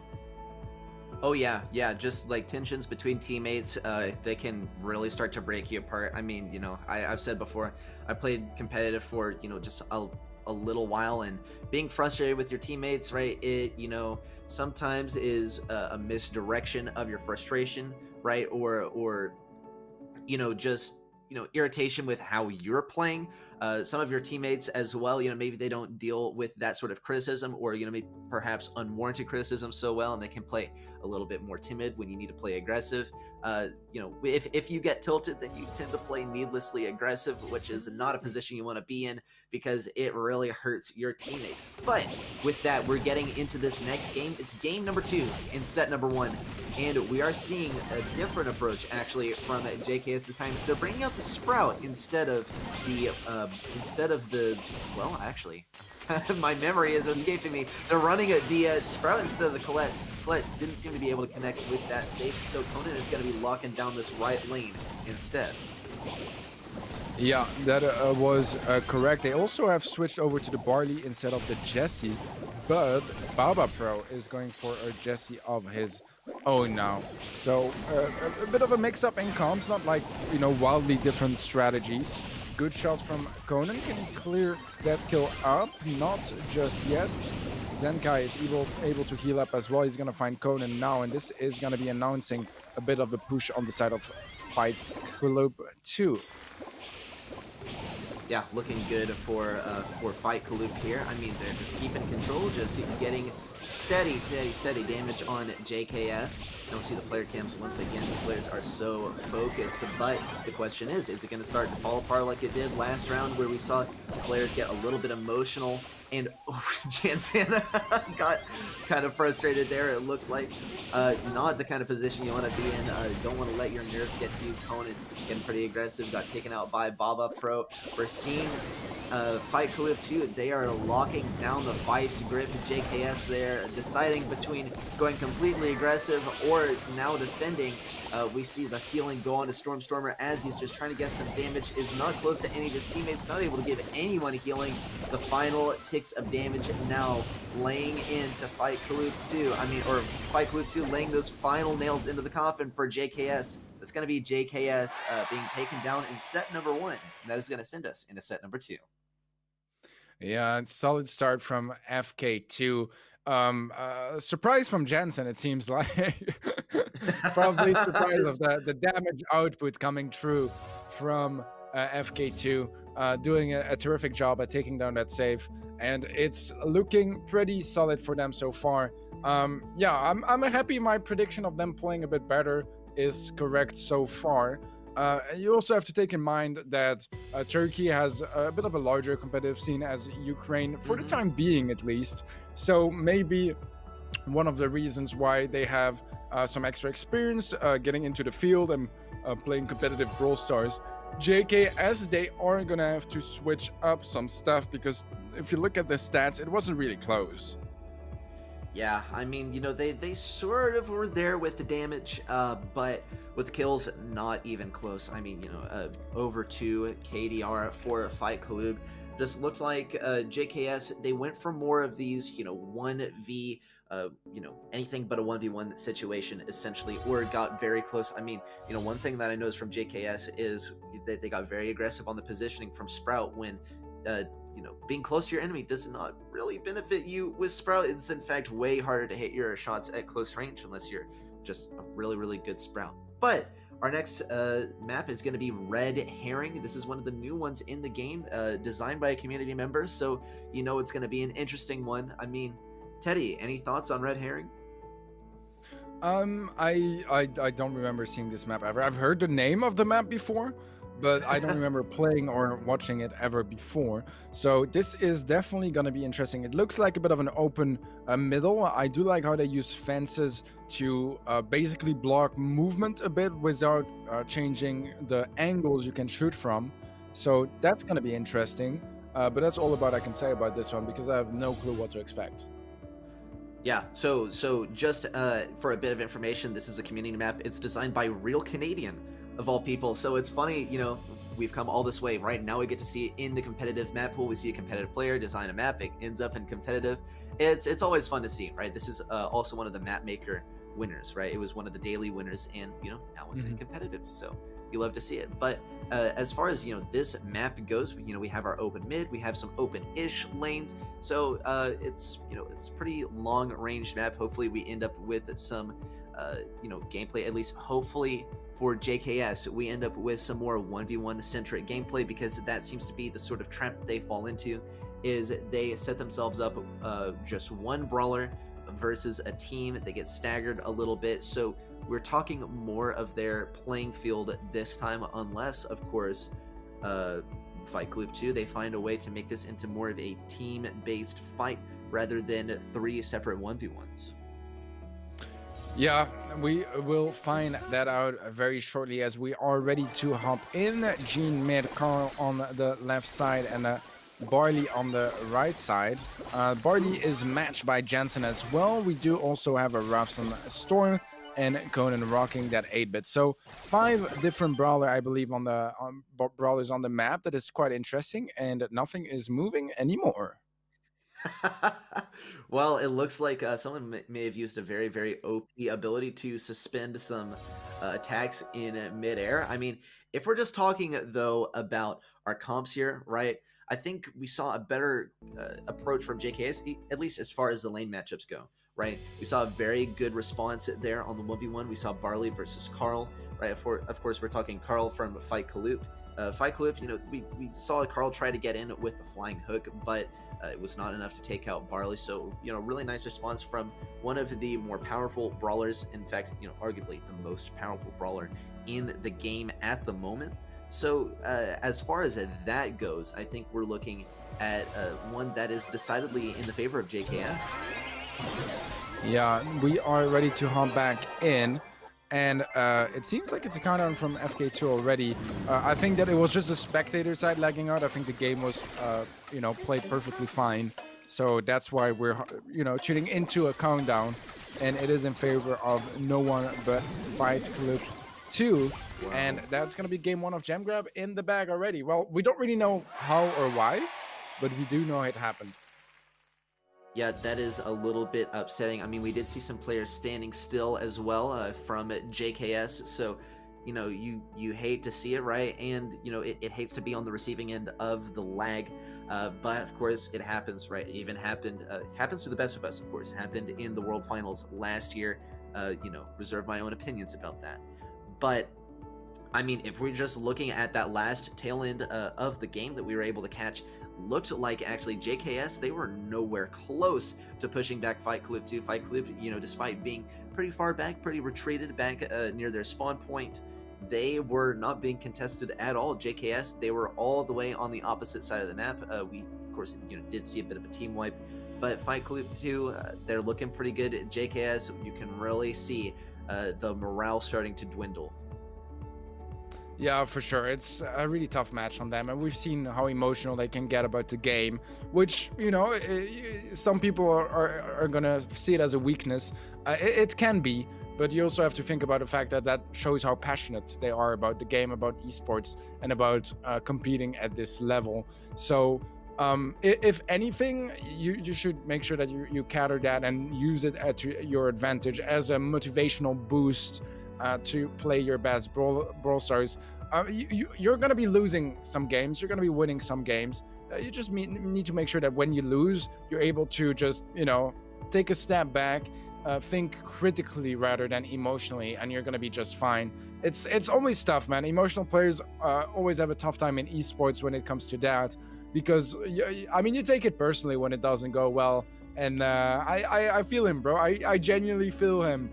I wish him and JKS in general the best, and that they're able to learn to control it a bit more. That's the kind of stuff that with experience does get a whole lot better. So just keep grinding, and all that stuff's gonna get a whole lot easier. Yeah, for sure. You gotta find a way to distance yourself from the person that you are in the game. Right, your talent in the game is not really that much of a reflection of your talent as a person. And that is something that you start playing casually, right? And it's, I guess, a bit of a trap that you can allow yourself to fall into, because you start to think like, oh well, I'll never play this game at a high level. I have no interest in playing this game at a high level, so who cares? But it really comes back to bite you once you get super attached to the game, and of course the competitive atmosphere starts to have an effect on you, and you need to get those old habits to die. And as you said, Teddy, that's something that we see go away with more experience, right? Just because it's an adaptation that you're forced to make if you really want to make it to the high level. You got to get rid of some of those past mentalities, and really, we do see these players getting a taste of that. Of course, to make it to this stage of the competition, you had to make it past the open qualifiers. So we're not looking at people who are, playing their first competitive games, but we're not necessarily looking at the established teams as well. So, right, we're not going to see perfect gameplay or perfect mindsets from either side, but, this could be a wake-up call, and this could be a bit of an introduction into what these players are going to be seeing in the upcoming competitive games, just more broadly in this year, right? So it's not all for naught, right? There's always something to be learned. There's always going to be something to take away. Yeah, for sure. It's a learning process, and losing is a part of that process. You got to make sure that when you lose, you don't just take it as a loss, but you also learn from it and get better at the game, because then, it's a loss now, but it's a victory for your next match. Yeah, something I always said about losing is, losing, failure. Failure is not, failure is not losing, right? Failure is finding a way that doesn't work. And that's something that we see, say you lose your first game in a set, right? Cool. Now we know what the enemy's going to run, and we know that our comp that we run doesn't work against it, right? And, not very frequently do you see someone getting completely, just absolutely countered and being in a totally unwinnable situation right off the bat, right? It's usually something that happens over the course of the game, right? Perhaps a difference in play style could change everything. So just to reiterate, right, when you lose, right, it's not just failure, right? Failure is not losing. It's about finding a way that doesn't work, right? Even when you fail, you are making progress towards being correct, or or succeeding, just more generally. There's always something to be taken away. It's all about your mindset. It's all about your more mental approach to this, rather than just whether you win or lose. Yeah, I couldn't agree more. And, the loss that you take today, you can, if you take the time to analyze it and to critically understand what went wrong, it's a loss today, but for every single match you'll play after that, it's extra knowledge that you have, that's extra experience that you've built up. So in the long run, I mean, it's better to lose now than later, right? Oh yeah, get that out of the way. But we are going to be getting into this next game. Get that out of the way. Take a look at our brawlers at this time. Fight Loop 2, we see them bringing out the Carl just like last time. Carl going to go for that lane 1v1 against Barley. It was not looking too hopeful at first, but we did actually see them pull through with the Carl lane. Now we're going to see the Carl up against Colonel Ruffs. Wow, and Zenkai just making short work of Jansen. Jansen not probably too happy about that, but we have enough time left in the match for JKS to come back. Though, look at Fight Loop 2. They are going very slow, very steady, just establishing control across the map. Conan going down to Barley, and we see Archie now laying down the control on the right side of the map. It's not looking too optimal, actually, for JKS, and wow, actually looks like a member of JKS lagging pretty hard there, and maybe that is why we had some delay earlier, as JKS now suffering from some connectivity issues. Yep, once again, you see Conan disconnecting, it looks like, and that is just immensely frustrating to deal with. Fight Loop, they have the advantage here. I mean, there's not much you can do. It really sucks to be playing up against an enemy that is disconnecting, but, when you gotta win, you gotta win. You feel bad for him, but it just happens, man. It just happens sometimes. Yeah, for sure. I mean, part of winning is giving yourself all the tools to achieve that victory. And having a solid internet connection when you're playing esports is definitely a part of that. Obviously, depending on the countries and where you live and all that kind of stuff, it can be a bit more complicated to get in that comfy situation that some of us are used to. But man, it is the way it is, right? You got to make the best out of that. And I'm guessing that if you have connectivity issues now, most likely you were having some last week, last month, and for a pretty long time. So it's something they're getting used to. When it happens on such a big stage, obviously that's going to be a lot more unfortunate, because it feels like an unjustified loss. But despite that, so far, even in the games where at least from a spectator's point of view, we couldn't really see too much lag or anything like that. Fight Club were looking like the much better team. Yeah, I gotta confess, absolutely true. Fight Club, they're now coming off of 2-0 so far. I mean, we're gonna take a look at the stats just so far throughout this match. I mean, Fight Club looking pretty solid going into game number 3. Of course, you know, as far as the maps go, right, can't really make any calls. Looks like bit of an issue there, but we are going to be heading into Hot Zone here on Magnetic Field. Fight Club, you know, if they can keep up this momentum, they're looking pretty clean. Yeah, for sure. They are hungry for this one. And yeah, just keep in mind, JKS did not win that set yet. It's just a bit of a visual mess up on our end. But yeah, that's Magnetic Field that's supposed to be written there, our next map. Yeah, it's definitely an interesting map. We saw it earlier, I believe, right? Played by Zero? Was it Zero? No, by SK, I think. SK played it in their first match, if I remember correctly. And they used those TPs at their advantage. I feel like the big difference when they were facing a Fight Club is that Fight Club was kind of just like using them for the sake of using them. And SK was more like using them at the right time and getting a nice pinch because of it. So that's the thing you need to keep in mind. You want to make sure you find value out of those kind of moves, out of those TPs, rather than just, you know, use it for the sake of it and because they're there. No, that's not how you should play it. Like, then you might as well not play them, right? Yeah, that is true.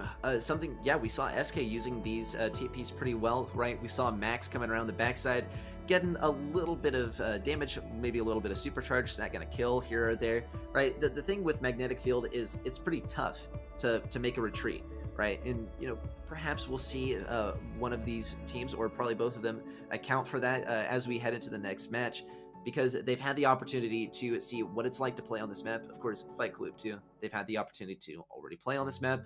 JKS, hopefully they were doing their research and watching the previous matches and getting to know their enemy as well. Only time will tell as we head into the next match. Just, you know, gonna have to make a good use of the teleporters. Not something that is traditional and competitive, but of course, you know, here today, Gamestars, in this league, we've seen a lot of these community maps, so it's either you get used to it or you lose. Of course, that is the name of the game here today. Yeah, it's all about adapting and being the faster team to adapt, because sure, it is a best of 3 on each specific map, but at the same time, that's quite short, right? So if you lose once and you fail to adapt correctly in game 2, then it's already all done for that set. So you need to be able to change the way you approach the game extremely quickly. Otherwise, the game is just going to be running away. And Fight Club, so far, they haven't really had to do that against JKS because they've only been winning. Yeah, this could be the last set for this loser bracket match. Or lower bracket match. I feel like loser bracket is kind of a harsh term. I keep saying that because I'm used to it, but every time I say them, they're like, "Oh, I feel bad. I shouldn't call people losers," you know. But yeah, it's a lower bracket, elimination bracket. Those are always to call it. It's tough for JKS. It's do or die now, because if they lose this set, they're going home. Yeah, it's tough. Yeah, I mean, loser bracket, whatever you want to call it. I mean, at least here we would call it consolation bracket. Okay, I mean, you know, you get your consolation prize, consolation bracket, console someone because they weren't able to stay in the winners bracket, I guess. But I mean, you know, here in the losers bracket, as we say, the people who advance to the end are going to be anything but losers, right? The first place and the second place teams get to make it to the next stage of the competition, and to make it here, you can't be a loser because you had to perform well in the open qualifiers. So, you know, the people here, anything but losers. Of course, they are going to get knocked out if they're not careful, and JKS, it couldn't be closer to being knocked out. I mean, 2-0, well, okay, theoretically, they could be closer to being knocked out if they brought it to a match point. Gonna have to see a strong performance from Fight Club 2 to bring us there. JKS, though, they're gonna have to play this one smart. They're gonna have to, you know, just let it all out, calm their nerves. That is gonna be, you know, perhaps the biggest roadblock for JKS is just to keep their nerves under control and sort of take a page out of Fight Club's book, or perhaps SK or Zero Zone's book, where we see them just slowly making this advance across the field, right? Rather than trying to punch through on one lane and win the lane matchup, they need to just work as a team, right? And make a slow assault, probably play a little bit more passively rather than aggressively. I think, playing a little bit more passively and a little bit, more carefully is going to be their key to success here, Teddy.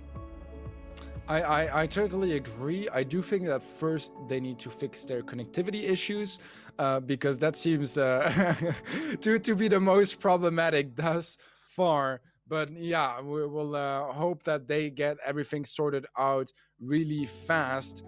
Shouldn't take very long until we get back into that third set of what so far has been a pretty convincing match from Fight Club. We expected it to be a bit closer already. Why do you think it wasn't? I mean, I think JKS, right? I mean, something that we've been talking about the whole time, they are very passionate about this game, right? But sometimes that attachment to the game on a personal level tends to work towards your downfall, especially because, once you start losing and you start taking it personally, then yeah, that is just a downward spiral that is really tough to correct yourself out of. JKS, though, we also see them making similar mistakes that they did against Zero Zone. We see these, sort of, we're getting staggered, right? We're gonna run in. It's just me versus two brawlers, but I've done it on ladder, right? I can make it work, but the odds are that, you can't win this 1v2 situation, especially when, we're not just playing an average game, right? We're not playing scrims against our friends that we're more familiar with. We're playing against, for instance, in the case of Fight Club 2, we're talking about the team who took number 3 in the open qualifiers in Turkey.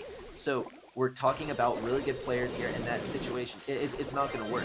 Though here at Fight Club 2, already going to pick up that kill on a 1v2 situation once again that we've seen from JKS. Fight Club 2, they're going to take control of mid. JKS, they had some points on that hot zone to start things off, but it's going to be pretty tough for them to push in here. Now that they have to push into a Sandy Super, looks like JKS are going to back up just a little bit, wait out that Sandy Super, and now they are going to finally be advancing up towards mid as a team for seemingly one of the first times in today's competition. Yeah, nice control from FK2. JKS have yet to get into that zone. I mean, they got 8%, but not exactly a position they want to be in. Conan falls to Archie. Nice TP from Zenkai out of that Barley Super. Stormer pushing up, but can't really find all that much value. And FK2, they're 30% away from match point. It's just kind of all falling apart for JKS. As you said, emotional team, and it feels like they are struggling a lot with the momentum that FK2 has built up. They have full-on control FK2, and this is as convincing as it gets for a hot zone. Yeah, just as well. I mean, JKS, they are struggling with connectivity issues. They haven't even been able to touch the point since the beginning of the game where they managed to get 8%. JKS, it really looks like Conan is struggling with connectivity issues. I mean, he's playing Barley, right? You can auto aim with Barley and like do okay. He has longer range now, and that's when your gameplay centers around that. His shot, you're gonna have to actually lead that, so auto aim's not gonna work so well. Connectivity is gonna be a big issue for JKS. As now we see Fight Club 2, they brought us to match point in just a total absolute sweep. JKS, they're dealing with some major connectivity issues. This really sucks. I mean, connectivity issues perhaps not just between the servers, but between the teammates. It seems to be really falling apart there. They need some team communication. They need some good communication with the game servers. It's looking pretty grim now for JKS. They are gonna have to make a major turnaround and completely reverse sweep this set. Yeah, they need a full-on reverse sweep, and honestly, I feel like we haven't seen enough of them to show us they can make it work. They did take a game from Zero Zone, but once again, it feels a bit more like Zero Zone, was a bit overconfident and kind of took some unnecessary risks. Here, Fight Club, it doesn't really seem like they're giving them any of those kind of opportunities. And JKS, they need some sort of a miracle to get back into this match. And even if they win this game, it's still going to be match point for Fight Club. It's still not going to be end of the story. So, man, it's a tough situation to be in for JKS. I think they expected a lot more coming into this competition, and they were in a tough group. We have to remember that as well. SK and Zero Zone out there absolutely dominating through that first round, but yeah, I don't think they have what it takes just yet. They need to go home and just rework some of those aspects of their gameplay and get back on par with their opponents, because so far I think they're maybe a bit too new to be able to have enough experience and enough skill to go to the further stage. But we'll find out. Fight Club at match point. JKS not out quite yet. They still have a chance to make something out of this match, but so far it's looking pretty grim. Yeah, not looking so great for JKS, though. I mean, JKS breaking into the scene, at least, the mistakes they're making, they can recognize. The most frustrating thing in competitive or, just when you're trying to improve as a player is to, go down to your opponent and not really be clear on what you can do better. Because, I think as long as you can recognize your mistakes, that is an indication that you are not yet the best you're going to be. Right? As long as you can recognize where you need to improve, you have not yet hit your skill cap.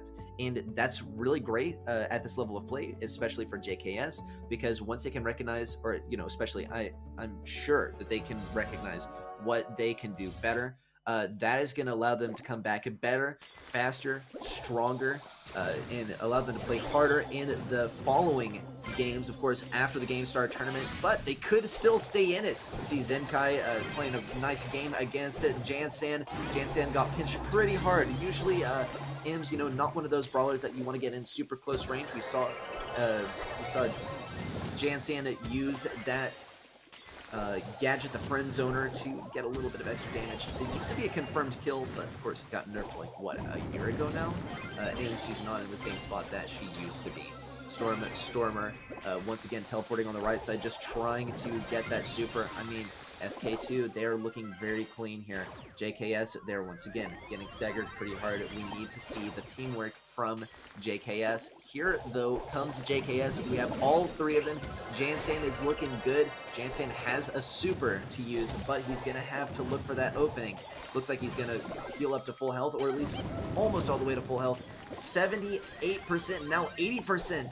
For FK2, JKS, they have an opportunity to push in here, but it looks almost impossible. Yep, we see it, Jansan lagging out there. It looked like stood in Barley's bottles. That looks to be the downfall of JKS. It's going to be game over for JKS. FK2 taking this match in a complete sweep.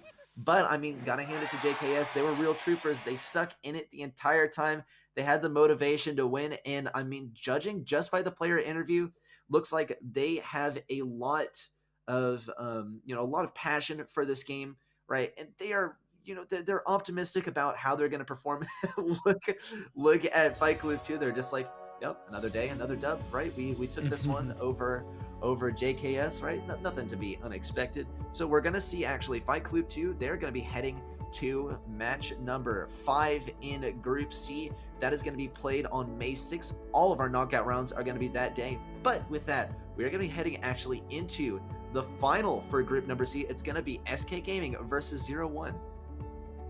Yeah, this is definitely going to be an exciting final. I believe that first we might still have some stats coming up from this set. But oh my, if you just looking back quickly at Fight Club 2 versus JKS, I feel like, JKS, they've shown us a bit of stuff, especially against Zero Zone, that surprised me.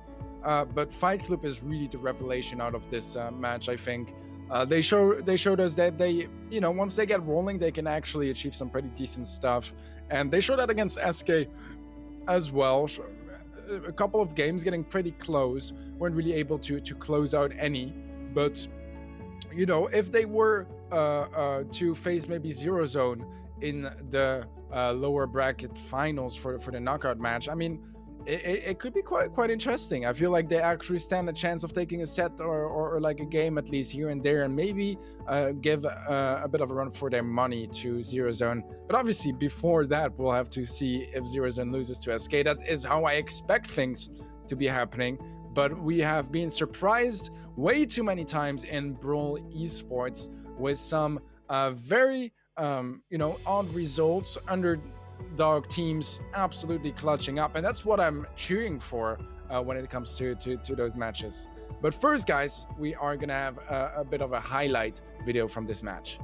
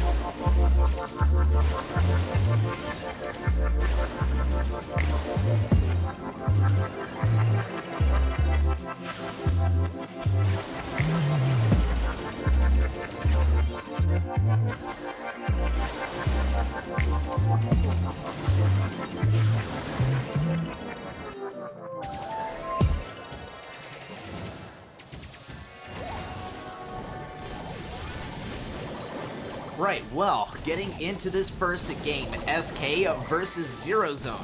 Take a look at our brawlers. I mean, we got some interesting comps here. It's the triple throwers coming out of Zero Zone. SK, though, we have the roughs and the double throwers. We have Sprout on both sides, and I mean, you know, usually on Canal Grand, we have the Sprout 1v1, and that's like one of the most important interactions on the entire map, and we can already see a Zero Zone getting down that first super, and that is going to be so tough for SK to deal with. SK, we usually see, you know, we see pretty good comps, right? They're able to choose their comps very quickly. This time it might actually be coming back to bite them. Skyrex having a tough time as roughs, not able to get in range of any of these brawlers. I mean, we're looking at all throwers here and all long-range throwers at that. Usually we'd see, you know, Barley is one of the shorter range throwers, but with this recent range buff, he's just absolutely insane. It's going to have to come down to Semantic and Jaton here to get that bit of damage, open up some opportunities for Skyrix to be able to get this super. I mean, you know, we are going to see actually SK operating at an advantage once we see Skyrix actually getting that first super. Of course, we do see Skyrix powering up Jaton this entire time, so this could be a bit of a different story as we head into the last 20 seconds of the match. Zero Zone, they're actually not even looking to retreat, they're just standing their ground. SK looking for any opportunities possible. We do see SK trying to rotate around to the right side, trying to get a little bit of damage with Russ, but they're not going to be able to. That is going to be this game going to Zero Zone, in a bit of an upset actually for SK, since we've seen them do so well in their respective monthly finals. Both SK and Zero Zone were able to do very well in their monthly finals. Yeah, though SK, I mean, SK, Zero Zone, doing it pretty well for themselves, though. Just this, I mean, this first game, SK Gaming not looking so hot as far as the comps go. Zero Zone, they are up one game so far in this set, in this very important match to decide who gets to go for the first place position into the next round. I mean, of course, though, we do have second place still available. That is going to be the team that ends up playing against Fight Kaloop on May 6th. Of course, you don't want to miss it. It's going to be an excellent day of just elimination matches, maybe some celebration, maybe some tears as well. You know, maybe some of our more emotional teams getting really attached to that spot. They, well, of course, want to be heading into the next round of the competition. Yeah, so our next round of the competition, of course, we are looking at international stage at the moment. It's Group C for now. It'll be Group D tomorrow, and for the next day, it's going to be Group E. Of course, you won't want to miss it. Yeah, and unfortunately, I'm no longer joined by Teddy. It's an unfortunate happenstance. Teddy is having some issues with his microphone, and of course, I have a glorious, glowing RGB microphone, so no issues for me. But you know, as we're waiting for Teddy to get back, you get to stare at me. But I mean, you know, let's take talk a little bit about SK versus Zero Zone. Okay, SK Gaming, we're looking at, you know, some players that we're really familiar with. Of course, SK, you probably know YDE is on that team. Of course, we're also familiar with some of the other brawlers or players, I guess, on that team. We got Skyrix, Jaton, some of the you know, really talented players on this team. You know, just to speak a little bit for Teddy, something that Teddy likes to say about SK is that they pretty much completely reset between each round. Another thing is that they're very quick at choosing those comps. So, you know, let's get into those things one by one. Choosing the comps, right? They're able to choose these comps very quickly because they're just prudent about what they're going to play. And take a look, SK now, they're bringing out the double tanks and the tick. Wonder what they're trying to counter here. But, I mean, it looks like they are going to have a pretty nice time here against Jason. Going to be able to take out Jason. Jaton forced to retreat here. I mean, we have the tank comp coming out from Zero Zone as well. It is Rosa, Mortis, and Poco. Very aggressive comp, very short-ranged as well, of course, with the exception of Poco. SK, it looks like they have accounted for this pretty well. They're running the Jackie for the defense, and they're running the Carl to take out any irritating throwers that they might need to get really aggressive on and get up close and personal. We might actually see Rosa go down here, Jaton and Semantic going for this interaction. Semantic now needs that last hurrah. He's actually not going to pop it, very interestingly. Waits to pop that last hurrah. Skyrix now going to use that flying hook to try and get, ooh, not going to be able to get Mortis. Actually, Mortis retreating just in time to stay away. We're going to see Jaton go down to NMA there. Skyrix just trying to get this kill on Jason. Jason going down. We do see Semantic also getting trapped, but SK staying in the lead. Skyrix trying to come over to the right side and stay aggressive. He needs to get this position. Going to stay behind the tick head and just let that go to town. SK, we are looking, of course, at a very defensive comp. Semantic actually going to get a very important kill on Jason there. Looking actually very good for good for SK, actually, because they can afford to lose one brawler and still stay in the lead. The more important kill for SK right now is going to be MMA. They need to take out MMA to get that blue star back and get an even more just incredible lead on Zero Zone here. But here comes the opportunity for Zero Zone. They have the last few seconds of the match to push in. Jaton is the kill to get right now. MMA could actually go down. A double kill in the last few seconds for SK. That is going to be solidifying the win for SK versus Zero Zone. Yeah, well, that one was certainly exhilarating to watch. I did not expect it to go the way of SK, actually, but it looks like they did bring out very quickly a good comp to deal with Zero Zone. I mean, Zero Zone, they brought out the Poco, they brought out the Mortis, and the Rosa, and usually that is one of the more difficult combinations to deal with here on Canal Grand. Of course, Canal Grand, one of our very commonly played competitive maps. You could argue it's one of the OGs. I don't know if I'd really call it an OG, but it has been in the competitive map pool for what seems like forever, right? Since the competitive map pool has even been a thing. But, I mean, really great comp from SK. Something that we say a lot about SK is they're able to choose the good comps very quickly, and we might even see an adjustment coming in very quickly. Check it out. We have yeah, SK very happy to be up on the big screen. Yeah, get yourself looking nice and proper for the camera. How are you doing, SK? I mean, we see them adapting as well. Yeah, check out Zero Zone. Still focused as ever. I gotta say, I mean, you know, just a bit of meta commentary here. Look at the boxing gloves in the background. I mean, you know, what a way to make a statement that you are true fighters. Though, they are gonna be needing to be true fighters. Getting into our next game, we see a similar comp actually from Zero Zone. They're not going for the Mort this time. The Mort just did not work the way they were hoping. They were probably hoping for a Sprout coming out of SK. Of course, SK, they are running the Sprout this time, so maybe Zero Zone would have been a bit more pleased with the Mortis pick at this round. Jason gonna get real aggressive. Jachan forced to pop that last hurrah. Now coming out with the super. Not gonna be able to take out any enemies though. We're gonna see Jackie get real aggressive here. Going for a kill. Jatan going for the stun. Not gonna be able to take out any enemies though once again. Zero Zone, they are so tanky. MMA just gonna be able to heal up all of them and keep them all alive. Though SK, they're gonna pick up that first kill and wall off the left side. Looks like bit of a different approach actually. Usually on Canal Grand, we see our players going for mid control and then trying to trap the enemy in their own spawn. Though, you know, whether Zero Zone has trapped SK in their own spawn. Ooh, wow, and an excellent wall actually from Semantic. Definitely pleased with himself on that one. Though, the score is still in favor of SK.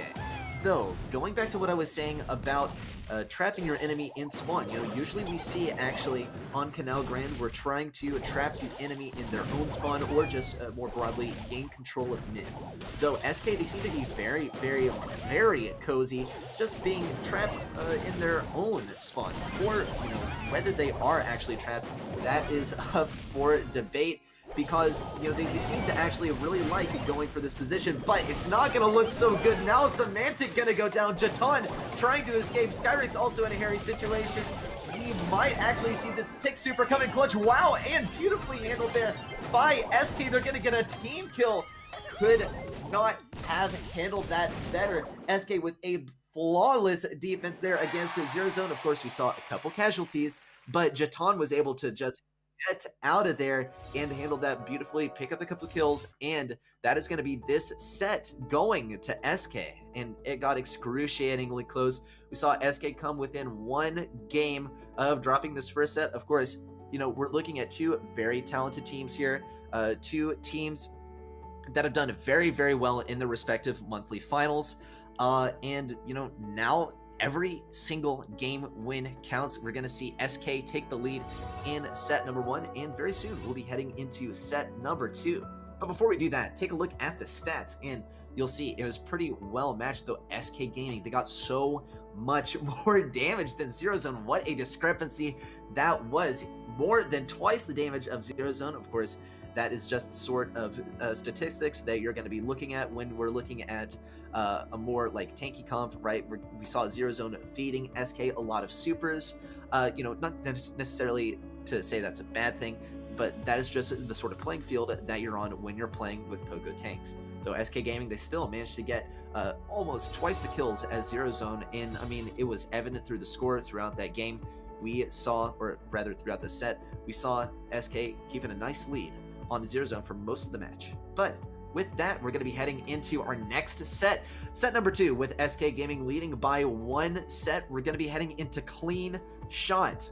And, I mean, we got lots of bushes to work with on this map. I would not be surprised if we see similar comps come out from both teams. Similar, I mean, more akin to last set. Though, something SK is not really going to be able to pull out this time. They're not going to be able to pull out the Sprout with those defensive walls time, just because, right, there are not as many choke points to run this time, and the spawn point, I mean, it's not somewhere that is exactly optimal to be in Brawl Ball, because in order to play Brawl Ball, of course, you have to push towards the enemy side, cannot play on your own side the entire time. So we can't expect actually to see the Rosa, the Poco coming out once again from either team actually. Though something we've seen from SK, of course, I will never shut up about this, they choose their comps very quickly, right? And, you know, not to say that it's misguided, right? But they choose their comps quickly. So, you know, we're going to see this match coming up very, very soon. Zero Zone could probably be the only, I guess, X factor in how long it's going to take these players to ready up for the match. Though, I mean, talking about JKS, sorry, not JKS, JKS, they are already out of the equation. We're talking Zero Zone. Might be playing a bit more control focused comp, and it looks to be the case. We see Stu coming out from both teams. Interesting, we didn't see Stu coming out in Canal Grand, though we did see some very specific strats emerging in the last round. Wow, and SK getting walked all over by Stu. Stu was definitely the choice here. Jason gonna be able to slip this one into the goal. Jatan not able to get out of that goal fast enough. And, you know, SK, we saw them drop the first game in the first set, and you know, maybe this could be the same case in set number 2. Of course, they do have their opportunity to come back here. Definitely, as always, suspicious of the Poco when we have the absence of tanks. Jatan with an attempted pass to Skyrix. Actually, we do see a team wipe. Symantec going to be able to put this one in the goal. Went down very shortly thereafter to BBG's W, but was fortunately able to put that one in the goal in time. Once again, SK finding this opportunity to reset. We do see a nice kill there from Symantec. Jatan not able to pass that one forward. A nice heal from Jatan onto Symantec. Jason looking to keep this one together, but is he going to be able to? Skyrix just looking for any possible damage on the left side, though it's not looking too hopeful. Skyrix actually, more than anyone, seems to be struggling this round. Wow, and excellent plays from Symantec, able to wipe out the entire team. Skyrix finally shining through with that super pass, and that is going to be this game going to SK. SK, I mean, you know, they weren't looking so great in the beginning, but they definitely managed to pull through. We saw Skyrix with some great plays on Stu, and I mean, that can really be the game changer. Stu is such a powerful brawler right now. Even though we saw him get a slight nerf to damage in the last balance changes, that did not change his super. His super still gets you that awesome stun and amazing mobility, as well as spectacular damage with the fiery trail that he leaves behind. So, you know, just going back and forth with Stu, you're able to chain up so many attacks with the assistance, of course, of Poco. It's going to be so powerful. And I will confess, I was suspicious of the Poco pick, especially in the absence of friendly tanks. But I mean, okay, maybe we can call Stu a friendly tank at this point. Of course, he needs to be able to take a lot of damage, especially since, you know, once he's run out of all of his shots, he's gonna need some downtime to heal up or reload some of his shots. He's not gonna be able to defend himself by attacking at that point, which is an interesting point about Stu, right? His main defense is his offensive capability.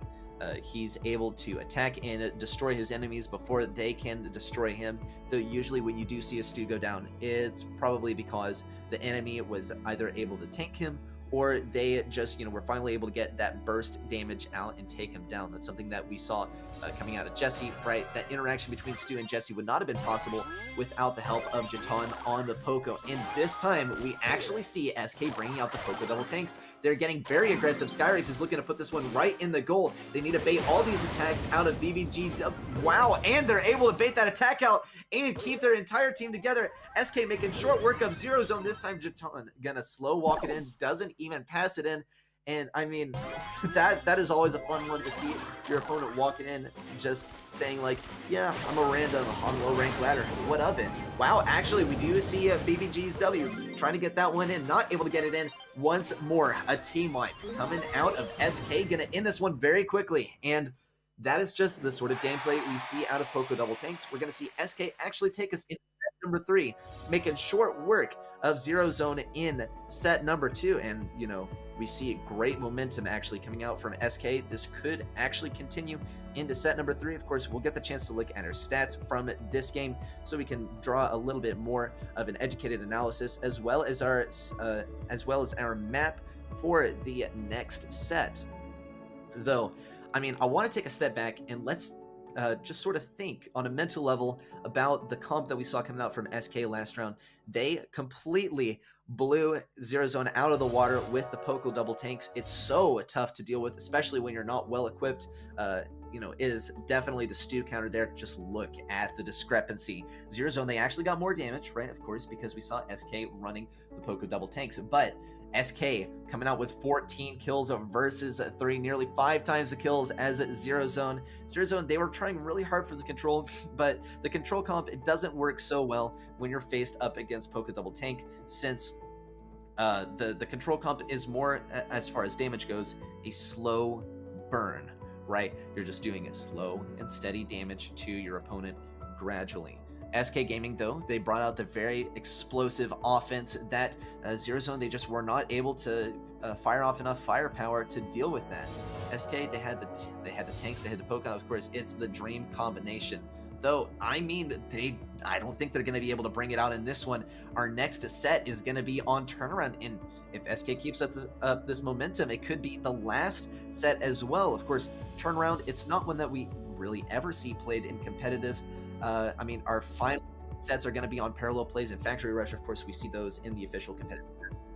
But Turnaround, one of those maps that I guess we only really see on ladder. Though, take a look at our brawlers now. Jatan on the Rico on lane. We have Skyrix actually on the Amber and Semantic going for that wall break. He's not able to get all those walls, and perhaps maybe it's impossible.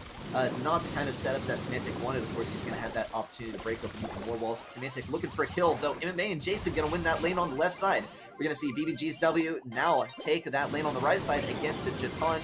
Not the kind of start that we usually see from SK, or perhaps maybe it is, right? We see SK, usually they're finding their footing right at first, and then they really pull through. Perhaps, Zero Zone, they're looking for a more explosive offense. Of course, that's not what they're going to get. Semantic now looking for this kill on MMA. MMA not going to be able to fare well against, well, actually saying farewell to Colt there. Unfortunate there for SK. SK, they really need to pick up the slack here. The wall break is not going the way they expected. Wow, nice play there by Semantic, able to snag a kill. Now looking for this next bit of damage on MMA. Jason now trying to establish control here on mid. Take a look at the difference in percentages, though. SK, they are only trailing by 16%, and they have a clean 1 minute and 10 seconds left in the match, so plenty of time to come back. Skyrix looking for an opening. Unfortunately, MMA did not get taken down. BBG's W able to secure that kill there. Only a little bit of damage there from SK on to Zero Zone safe. MMA also getting taken down, not before taking a nice chunk out of SK safe. But here is the play. This is what we need to see from SK. The bit of damage on the safe they were able to do. Now, 38% of damage on the safe, and that is absolutely massive. SK, they have a nice lead here. It's not going to last for long, or is it? Skyrix able to stay alive. Jatan trying to establish control as well. Semantic now going to go for this kill on Jason. Jason doesn't look like he's going to be able to take out Semantic. Now we have all of SK. They're alive, and they are, oh my gosh, they have a 9% difference here. Skyrix able to get even more damage, able to get that super on the save, and it looks like this is actually going to put that final nail in the coffin. Semantic gonna get that last bit of damage. It's going to be 10 seconds, and it is a base race. MMA trying to get all over that save. SK just trying to attack that safe. It looks like actually, though, we see Skyrix just kind of putting his hand on his face. He knows the game is over, and that is actually in a almost complete sweep brought us to match point. SK, they are just one game away from winning this one over Zero Zone. Zero Zone, of course, as your monthly finals finalists from last month, of course, in different regions than SK, but SK, of course, them from being first place in the monthly finals last month I guess this month in their respective group. SK looking very, very clean. I mean, we're going to have to see Zero Zone pull out something completely unexpected. I mean, it looked like the Edgar was actually working pretty well, but Edgar was not able to connect with that safe, and I think that was a major downfall there for Zero Zone, is we didn't see Edgar on the safe. Edgar had a little bit of trouble on the lanes, right, just on the individual matchup when he did not have the super, and of course, that's typical of Edgar, though, I mean, he was able to do pretty well at first with the gadgets, right? Getting the free super, getting some key eliminations, but it was not enough to get him close to the safe. Just was not able to contend with other brawlers fighting down those lanes that are just long and narrow. Really optimal for some of our longer range brawlers. Of course, we're talking our throwers, perhaps a Barley, but also Rico is able to fire pretty far down those lanes and get nice control, because those bouncy balls, they go back and forth, and you just pretty much can't dodge them. You are going to take damage if you go down those columns, right, down those passages that are formed here on this map. The other one to fear here is actually Colt.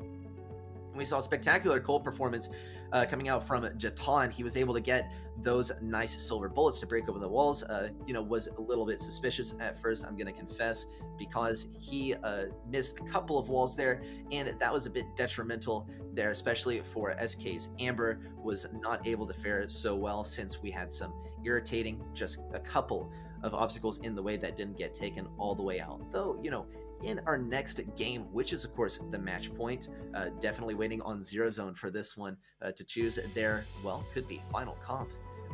Probably not going to see that mistake made again.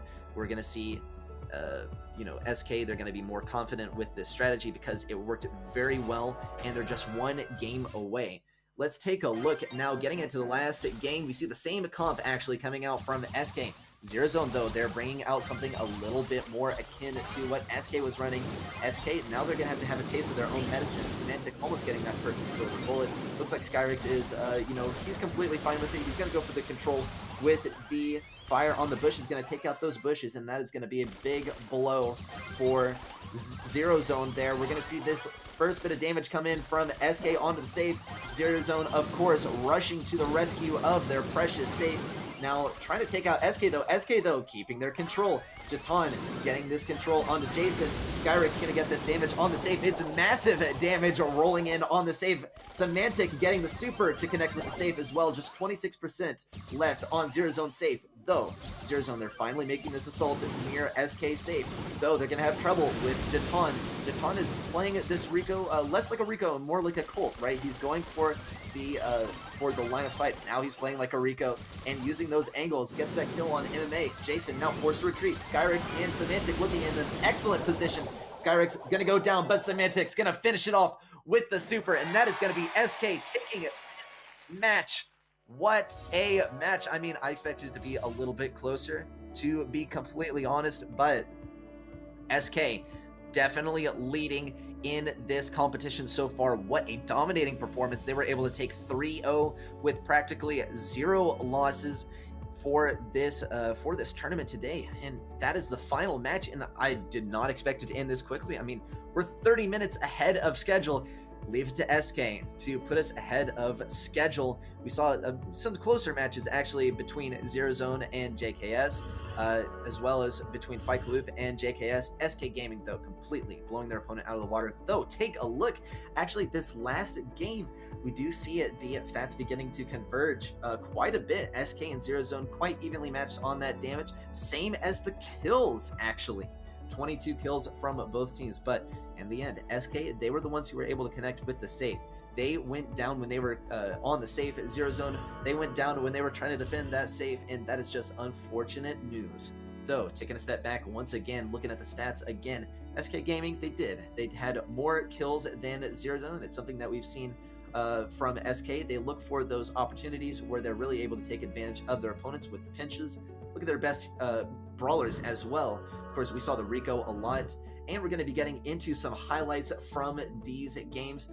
Just remembering some of the highlights, of course, who could forget the double kill with the Tick Super just to finish it off. Of course, y'all saw Skyrix. He was smiling, or sorry, Semantic smiling so big. He was so happy on that double kill. I mean, is just such a spectacular play. Here is the tail end of an amazing defense from SK, though. This is where Zero Zone started to threaten to take this match from SK. Of course, we saw SK respond with a resounding victory. Of course, Skyrix getting that goal right there. Poco Double Tank's domination as well from SK, just running it in. Jatan, as I mentioned earlier, walking it in. Bit of disrespect. We almost saw BVG's W. able to get that one in at the end, though we saw Skyrix just able to finish off this set of Brawl Ball with a slow pass into that goal. Of course, getting towards the end, Semantic with a nice super backwards. That is always a tough one to hit. You know, he manually aimed that one because just of the skill level of these players. Skyrix and Semantic once again able to get all over that safe. And this is a common theme that we saw all throughout Heist and throughout this game. Just amazing performance from these teams. And we actually have an interview ready, so we're going to be jumping into that in just a moment. Let's get a look at what our players have to say following this amazing match. Yep. How are you? Lovely to speak with you. I mean, what are your thoughts after that last match? I mean, what are we thinking going into the rest of Gamestars following this amazing game day? Hello, man. Well, it was really interesting, right? Because we are not used to play these maps, this type of maps against pro teams. Well, not against anyone. So yeah, I guess the final was everything about both teams trying to find the comms and the meta on these maps. And yeah, I think in every set, when they got a set map for up and stuff, we both help each other to understand a bit the maps, no? So it was kind of to see which team adapt faster to the maps. And yeah, we got the, the win. Yeah, and I'm sure you can agree with me here. I mean, that's something that we see common among the top teams, right? Is their ability to adapt. And I mean, I will, of course, hand it to you. No question. Y'all were able to adapt those maps really well. And I mean, you know, some of these maps were actually quite peculiar today. We saw some teleporters, right? And, you know, maybe a jump pad here or there, right? And I can tell by your expression, you're like, yeah, those are some funky maps. We had to choose. I mean, of course, SK, y'all have a reputation for choosing your comps pretty quickly. But I mean, let's talk about just teleporters, right? Because we might actually see these sneak into competitive a bit. What were y'all's thoughts on the teleporters? I mean, what was your, I guess, philosophy on using those teleporters in those last games? Then the first feeling that you have from the teleporters is that they don't really are really helpful for the team. But actually in that map, we jump in the map set thinking, oh, this teleport is right there, we are not going to use it too much. But Simante find the way to use it properly.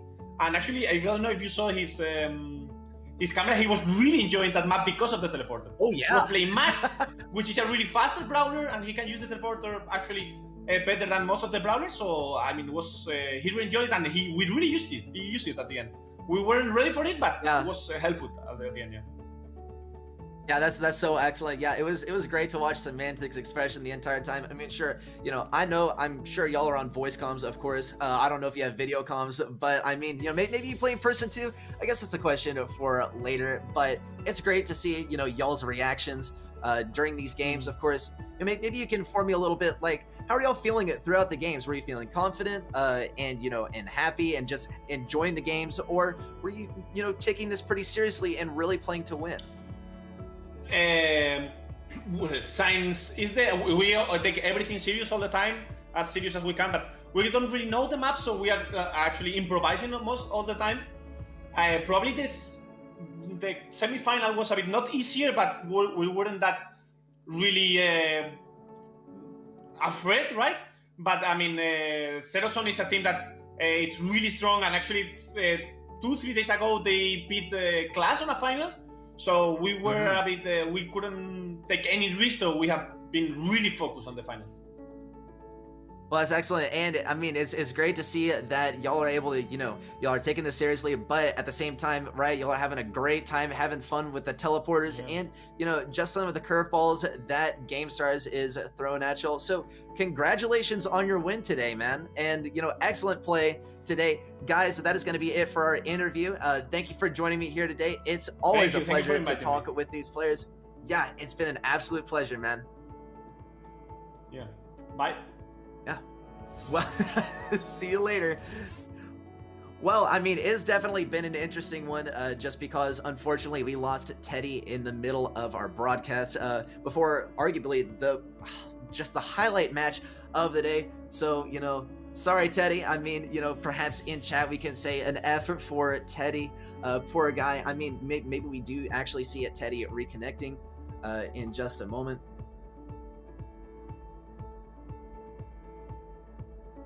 Yeah, unfortunate news that we are losing Teddy there. But I mean, what an excellent match today we had. We had such a stacked roster for our matches today. I mean, our bracket, fortunately, it was spread out, pretty evenly. Though Zero Zone versus SK Gaming, not the match that you want to miss. And I mean, we are going to see Zero Zone now drop down to the losers bracket. We're going to see them on May 6th now facing against Fight Club. So you're not going to want to miss it.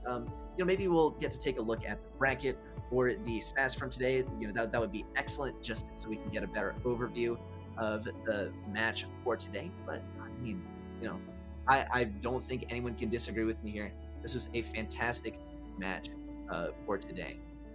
Yeah, and always great as well to talk with the players, right? Kind of get in their heads, right? Get an idea of what they were thinking throughout the matches. Of course, SK, right? We had the privilege of talking with SK, and of course, we heard that they take it very seriously because they're playing against Zero Zone, right? Zero Zone, they took down Clash in the finals, and Clash, of course, very stacked team as well. It always helps to look at who your opponents have faced against in the past to get an idea of what exactly your opponent is. Though, guys, with that, we're going to be wrapping this one up. I hope you really, really, really enjoyed watching Group C today. I know for certain that I did. It has been excellent, guys. This has been Gamestars Group C for today. Make sure you come back tomorrow, same time, same place, and just as much heated competition. I've been ready, set, and I'm joined by the spirit of Teddy as well. It's been a pleasure, guys. I will see y'all tomorrow.